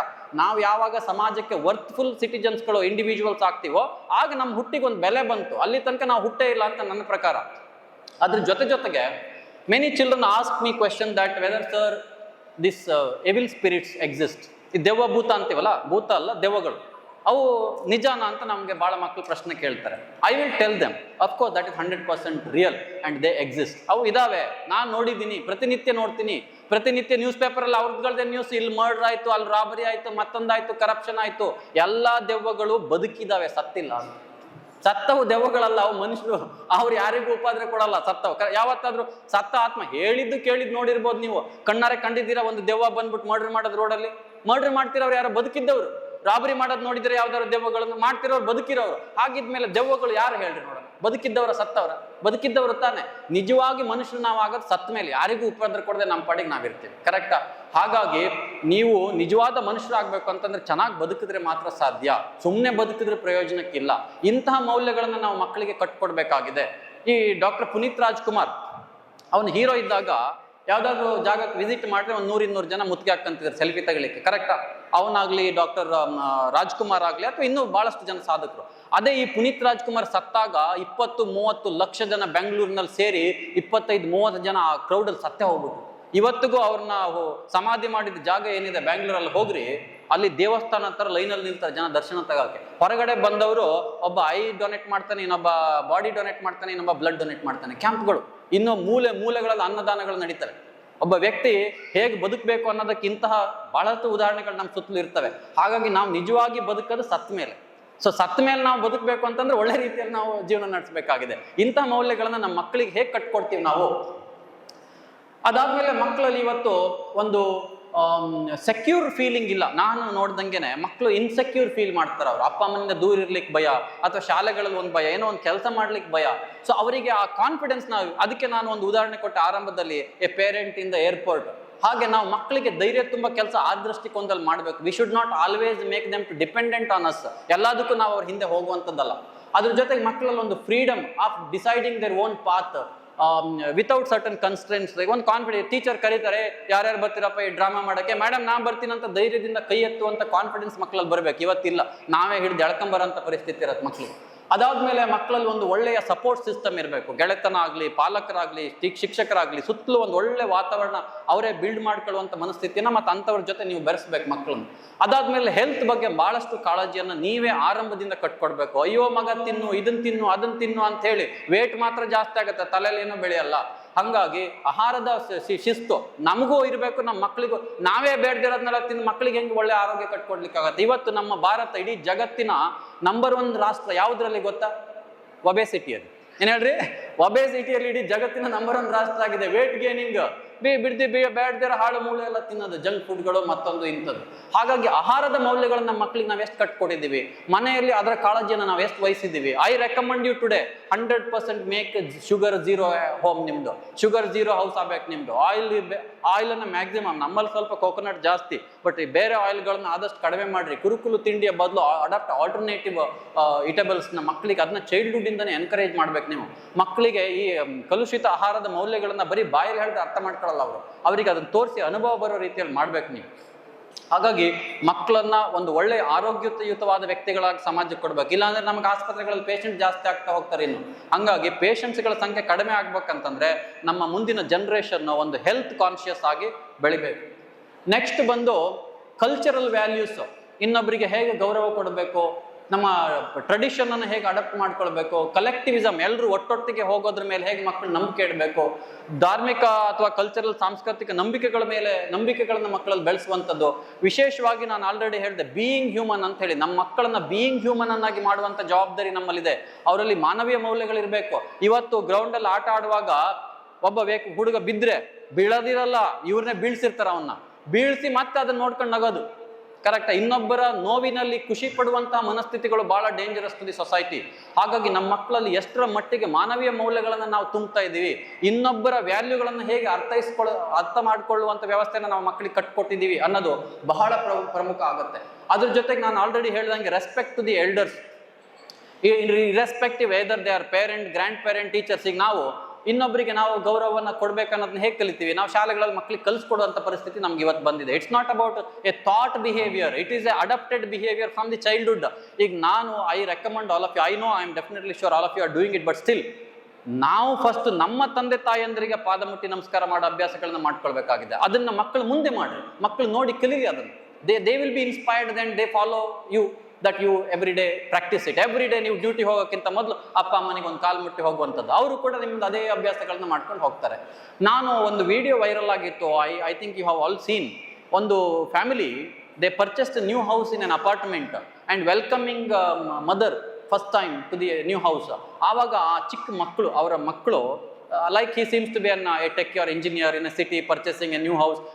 ವಿಲೇಜ್ ಅಲ್ಲಿ ಇದ್ದಂಥ ತಾಯಿ, ತಂದೆ ಇಲ್ಲ ಅನ್ಸುತ್ತೆ, ತಾಯಿಯನ್ನ ಮನೆಗೆ ಕರ್ಕೊಂಬರುವಂತ ಒಂದು ಸನ್ನಿವೇಶ. The way that situation, even I cried, ನನಗೂ ಕಣ್ಣಲ್ಲಿ ನೀರು ತರಿಸಿದ ಒಂದು ವಿಡಿಯೋ ಅದು. ಐ ಥಿಂಕ್ ತಮಿಳ್ನಾಡ್ದು ಯಾವುದೋ ಒಂದು ವಿಡಿಯೋ ಇತ್ತು, 1 ವರ್ಷ 2 ವರ್ಷದ ಹಿಂದೆ ವೈರಲ್ ಆಗಿತ್ತು. ಸೊ ಅಂತಹ ಭಾವನೆಗಳು ಮಕ್ಕಳಲ್ಲಿ ಬೆಳಿಬೇಕು. ತಂದೆ ತಾಯಿ, ಅಜ್ಜ ಅಜ್ಜಿ, ಗುರು ಹಿರಿಯರು, ಆ ಗೌರವದ ಮನಸ್ಥಿತಿಯನ್ನು ನೀವು ಬೆಳೆಸುವಂತ ಪ್ರಯತ್ನ ಪ್ರತಿ ಬಾರಿ ನೀವು ಮಾಡಬೇಕು. ಅಂತ ಅವಕಾಶ ಸಿಕ್ಕಾಗೆಲ್ಲ ಮಕ್ಕಳನ್ನ ಎನ್ಕರೇಜ್ ಮಾಡಬೇಕು. ಸೊ ಅದು ಒಂದು ಬೇಕಾಗಿದೆ ಇವತ್ತಿನ ದಿನಗಳಲ್ಲಿ. ಅದ್ರ ಜೊತೆಗೆ ಅಲ್ಲ, ಸ್ವಾರ್ಥದ ಮನಸ್ಥಿತಿ. ನಾವು ಇವತ್ತು ಪ್ರತಿ ಬಾರಿ ಬಹಳಷ್ಟು ಮಕ್ಕಳ ಕಂಪ್ಲೇಂಟ್ ಏನು ಗೊತ್ತಾ, ನಮ್ಮ ಅಪ್ಪ ಅಮ್ಮನನ್ನ ಕಂಪೇರ್ ಮಾಡ್ತಾರೆ ಬೇರೆಯವ್ರ ಜೊತೆ, ನನ್ನ ಕಸಿನ್ ಜೊತೆ, ನನ್ನ ಬ್ರದರ್ ಜೊತೆ. ನಾನು ಬಹಳ ಸಾರಿ ನಿಮಗೆ ಮಾತಾಡುವಾಗ ಹೇಳ್ತಾ ಇದ್ದೀನಿ, ಏನು ಅಂತಂದ್ರೆ, ಒಂದು ಮಗು, 2 ಅಣ್ಣ ತಮ್ಮ ಇರ್ತಾರೆ, ಅಮ್ಮ ಯಾವಾಗಲೂ ಕಂಪೇರ್ ಮಾಡೋದು, ನಿನ್ನ ಅಣ್ಣ ಚೆನ್ನಾಗಿ ಮಾಡ್ತಾ ನೀನು ಮಾಡಲ್ಲ ಅಂತೇಳಿ. ಈ 2ನೇ ಮಗು ಟ್ರೈ ಮಾಡುತ್ತೆ, ಅಣ್ಣನಿಗಿಂತ ಚೆನ್ನಾಗಿ ಮಾಡ್ಲಿಕ್ಕೆ ಪ್ರಯತ್ನ ಪಡುತ್ತೆ. ಎಷ್ಟೇ ಪ್ರಯತ್ನ ಪಟ್ಟರು ಅಣ್ಣನಿಗಿಂತ ಚೆನ್ನಾಗಿ ಮಾಡ್ಲಿಕ್ಕೆ ಆಗಲ್ಲ ಮಗುಗೆ. ಯಾವಾಗಲೂ ಇನ್ಸಲ್ಟು, ಬೈಗಳು. ಈಗ ಪಾಪ 2ನೇ ಮಗು ಏನ್ ಮಾಡ್ಬೇಕು? 2 ಆಪ್ಷನ್ ಇದೆ ಆ ಮಗುನ ಕೈಯಲ್ಲಿ ಬೈಗಳಿಂದ ತಪ್ಪಿಸ್ಕೊಳ್ಬೇಕಂದ್ರೆ. ಒಂದು, ಅಣ್ಣನಿಗಿಂತ ಜಾಸ್ತಿ ಮಾರ್ಕ್ಸ್ ತೆಗಿಬೇಕು, ಇಲ್ಲ ಅಣ್ಣನನ್ನೇ ತನಗಿಂತ ಕಡಿಮೆ ಮಾಡುವಂಗೆ ಮಾಡ್ಬೇಕು. ಕರೆಕ್ಟಾ? ಸೊ ಮೊದಲನೇ ಪ್ರಯತ್ನದಲ್ಲಿ ಮಗು ಸೋತಿದೆ, ಈಗ ಉಳಿದಿರೋದು 2ನೇ ಪ್ರಯತ್ನ. ಹೆಂಗಾರು ಮಾಡಿ ಅಣ್ಣನೇ ಕಡಿಮೆ ಮಾರ್ಕ್ಸ್ ತೆಗಿಯಂಗೆ ಮಾಡ್ಬೇಕಂತ ಹೇಳಿ ಬೇಡದ ಎಲ್ಲ ಪ್ರಯತ್ನಗಳನ್ನ ಮಗು ಆರಂಭ ಮಾಡುತ್ತೆ. ಸೊ ಈ ತರ ಅನ್ಹೆಲ್ದಿ ಬಿಹೇವಿಯರ್ಗೆ ನಿಮ್ಮ ಈ ಕಂಪ್ಯಾರಿಸನ್ ದಾರಿ ಮಾಡಿ ಕೊಡುತ್ತೆ.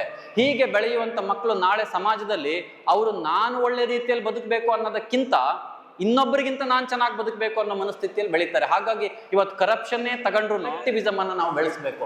ನೆಕ್ಸ್ಟ್ ಬಂದು ರಿಲಿಜಿಯಸ್ ಫೇತ್, ಧಾರ್ಮಿಕ ನಂಬಿಕೆಗಳು ಕೂಡ ಬಹಳ ಬಹಳ ಮೌಲ್ಯಯುತವಾಗಿರ್ತವೆ. ಅದರಲ್ಲಿರುವಂಥ ಸರಿಯಾದ ಆಚರಣೆಗಳನ್ನ ನೀವು ಮೊದಲು ತಿಳ್ಕೊಂಡು ನಿಮ್ಮ ಮಕ್ಕಳಿಗೆ ಅದರ ಪರಿಕಲ್ಪನೆಗಳನ್ನ, ಮಕ್ಕಳಿಗೆ ಇವತ್ತು ಎಷ್ಟೋ ಮಕ್ಕಳಿಗೆ ದೇ ಆರ್ ಕನ್ಫ್ಯೂಸ್ಡ್. ಯಾವ ದೇವ್ರನ್ನ ನಂಬಲಿ, ಯಾವ ಪೂಜೆ ಪುನಸ್ಕಾರ ಮಾಡಲಿ, ಇನ್ನು ಯಾಕೆ ಮಾಡುವ. ಇತ್ತೀಚೆಗೆ ಎಷ್ಟೋ ಮಕ್ಕಳುಗಳನ್ನ ಅದನ್ನ ಅಪೋಸ್ ಮಾಡ್ತಾರೆ. ನಾನು ಕೇಳ್ತೀನಿ, ನಿಂಗೆ ದೇವ್ರ ಮೇಲೆ ನಂಬಿಕೆ ಇದೆ? ಇಲ್ಲ ಅಂತ ಹೇಳ್ತಾರೆ. ಯಾಕೆ ಆ ನಂಬಿಕೆಯನ್ನು ಮಕ್ಕಳು ಕಳ್ಕೊಂತ ಇದ್ದಾರೆ ಅಂತಂದ್ರೆ ನಮ್ಮಲ್ಲಿರುವಂತಹ ಗೊಂದಲಗಳು, ನಮಗೆ ಆ ಆಚರಣೆಗಳ ಸ್ಪಷ್ಟತೆ ಇಲ್ಲದೆ ಇರುವಂಥದ್ದು. ಹಾಗಾಗಿ ನಾವು ಮೊದಲು ನಮ್ಮ ಧಾರ್ಮಿಕ ನಂಬಿಕೆಗಳನ್ನ ಸರಿಯಾಗಿ ತಿಳಿದುಕೊಂಡು ಅರ್ಥ ಮಾಡಿಕೊಂಡು ಮಕ್ಕಳಿಗೂ ಕೂಡ ಆ ಮೌಲ್ಯಗಳನ್ನ ಕಟ್ಟಿಕೊಡುವಂಥ ಪ್ರಯತ್ನವನ್ನ ಮಾಡಬೇಕು. ಅದ್ರ ಜೊತೆಗೆ ಪೆಟ್ರಿಯಾಟಿಸಮ್, ಎಲ್ಲರೂ ಯಾವಾಗ ಒಬ್ಬ ವ್ಯಕ್ತಿ ದೇಶಭಕ್ತನಾಗಿರ್ತಾನೆ, ಒಂದು ದೇಶದ ಮೇಲೆ ಗೌರವ ಪ್ರೀತಿಯನ್ನು ಬೆಳೆಸ್ಕೊಂಡಿರ್ತಾನೆ, ಅವನು ಯಾವತ್ತು ತನ್ನ ಹೆತ್ತ ತಂದೆ ತಾಯಿಗಾಗ್ಲಿ, ಸಮಾಜಕ್ಕಾಗಿ, ಅವರ ಶಿಕ್ಷಕರಿಗಾಗ್ಲಿ, ಬಂಧುಗಳಿಗೆ ದ್ರೋಹ ಮಾಡ್ಲಿಕ್ಕೆ ಸಾಧ್ಯನೇ ಇಲ್ಲ. ಯಾಕೆ ಅಂತಂದ್ರೆ ದೇಶವೇ ಇಡೀ ನಮ್ಮ ಈ ಭಾರತೀಯರೆಲ್ಲರ ತಾಯಿ ಅನ್ನುವ ಪರಿಕಲ್ಪನೆ ಅವರಿಗೆ ಬಂದಾಗ, ನಾನು ನಂದು ಅನ್ನೋದಕ್ಕಿಂತ ನಾನು ಆಲ್ರೆಡಿ ಹೇಳಿದೆ ಆಸ್ಥೆಟಿಕ್ ಲೆವೆಲ್ ಆಫ್ ಥಿಂಕಿಂಗ್, ಅಥವಾ ನಾನು ಆಲ್ರೆಡಿ ಹೇಳಿದೆ ಯಾವುದು ಸ್ಪಿರಿಚುವಲ್ ಕೋಶಂಟ್ ಅಂತ ಹೇಳಿದೆ. ಹಾಗಾಗಿ ಒಂದು ಮಗು ನಾನು ಇಡೀ ಸಮಾಜದ ವ್ಯಕ್ತಿ ಅನ್ನುವ ಪರಿಕಲ್ಪನೆ ಅವ್ರಲ್ಲಿ ಬಂದು ಒಂದು ಕಾಂಟ್ರಿಬ್ಯೂಟಿಂಗ್ ಮೈಂಡ್ ಸೆಟ್ ಅವರಲ್ಲಿ ಯಾವಾಗ ಬೆಳೆಯುತ್ತೆ ಅಂತಂದ್ರೆ ಒಂದು ಮಗು ಯಾವಾಗ ಪೆಟ್ರಿಯಾಟಿಕ್ ಆಗಿರುತ್ತೆ. ನೆಕ್ಸ್ಟ್ ಸೋಷಿಯಲ್ ವ್ಯಾಲ್ಯೂಸ್ ಅಂತ ಬರ್ತವೆ. ಈಕ್ವಾಲಿಟಿ, ಜಸ್ಟಿಸ್, ಸಾಮಾಜಿಕ ನ್ಯಾಯದ ಬಗ್ಗೆ ನನಗೆ ಮಾತ್ರ ಲಾಭ ಆಗಬೇಕು ಅನ್ನುವಂಥದ್ದು ಇವತ್ತಿನ ಸಮಾಜದ ನಂಬಿಕೆಗಳು. ಕರೆಕ್ಟಾ? ನಾವೆಲ್ಲ ಹೆಚ್ಚಿನವ್ರು ಏನು ಯೋಚನೆ ಮಾಡ್ತಾರೆ, ನನಗೆ ಬಂತ ಮುಗೀತು, ನಂಗೆ ಸಿಕ್ತಾ ಆಯ್ತು, ನನಗೆ ಸರಿ ಆಯ್ತು, ನಾನು ತಪ್ಪಿದ್ರು ನಾನು ಸರಿ ಅಂತ ಹೇಳಿ ಪ್ರೂವ್ ಮಾಡುವಂಥ ಮನಸ್ಥಿತಿ ನಮ್ಮಲ್ಲಿ. ಸಾಮಾಜಿಕ್ ನ್ಯಾಯದ ಮನೋಭಾವನೆಗಳಿಲ್ಲ. ಇದಕ್ಕೆ I would like to remember one incident that happen at the time I was in Bangkok just few weeks ago. ನಾವು ಬ್ಯಾಂಕಾಕ್ ಇಂದ ಪಟ್ಟಾಯಾಗೆ on the way we were going in a cab. ಆ ಕ್ಯಾಬ್ ಟಾಟಾ ಕಂಪನಿದು, it's a VIP car. 7-8 members ನನ್ನ students ಇಲ್ಲಿದ್ದಾರೆ, ಅವರಿಗೆ ಗೊತ್ತಿದೆ ಆ incident.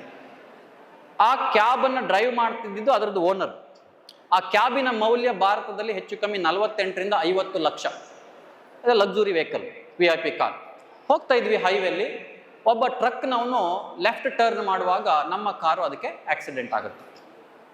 Unfortunately nothing happen to anybody inside, but ಕಾರಿನ ಆ ಮೌಲ್ಯದ ಕಾರಿನ ಎದುರುಗಡೆ ಫ್ರಂಟ್ ಗ್ಲಾಸ್ ಏನಿದೆ ಅದು ಒಡೆದೋಗುತ್ತೆ.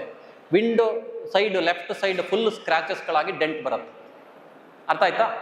ಇದು ಆದ ತಕ್ಷಣ ನಮ್ಮ ಡ್ರೈವರ್ ಕಾರ್ನಲ್ಲೇ ನಿಲ್ಲಿಸ್ತಾನೆ ಫಾರ್ ಎ ಸೆಕೆಂಡ್. ಹಾಗೆ ಆ ಕಡೆ ಈ ಕಡೆ ನೋಡ್ಕೊಂಡ್ಬಿಟ್ಟು ಲೆಫ್ಟ್ ತಗೊಂಡು ಒಂದು ಫ್ರೀ ಏರಿಯಾದಲ್ಲಿ ಪಾರ್ಕ್ ಮಾಡ್ತಾನೆ. ಟ್ರಕ್ನವನು ಸ್ವಲ್ಪ ದೂರದಲ್ಲಿ ಪಾರ್ಕ್ ಮಾಡ್ತಾನೆ.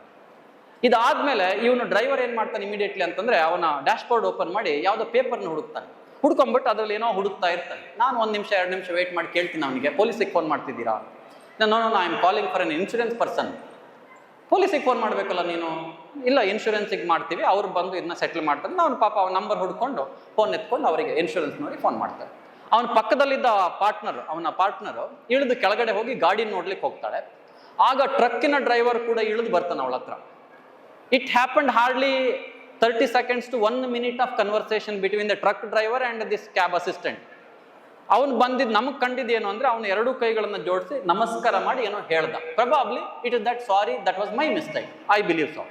ಅಷ್ಟು ಹೇಳ್ಬಿಟ್ಟು ಅವನ ಪಾಡಿಗೆ ಅವ್ನು ಹೋದ, ಇವಳ ಪಾಡಿಗೆ ಇವಳು ಬಂದ್ಲು. ಇವನು ಡ್ರೈವರ್ ಕಾರಿಂದ ಕೆಳಗೂ ಇಳ್ದಿಲ್ಲ, ಆ ಡ್ರೈವರ್ ಮುಖನೂ ನೋಡಿಲ್ಲ, ಗಾಡಿನೂ ನೋಡಿಲ್ಲ, ಕುತ್ಕೊಂಡು ನಂಬರ್ ಹುಡ್ದ ಇನ್ಶೂರೆನ್ಸ್ ಕಂಪ್ನಿಯವ್ರಿಗೆ ಕಾಲ್ ಮಾಡಿದ. Do you believe this situation? It would happen. 40-50 lakh ರೂಪಾಯಿ ಗಾಡಿದ ಗ್ಲಾಸೇ ಒಡೆದೋಗಿದೆ.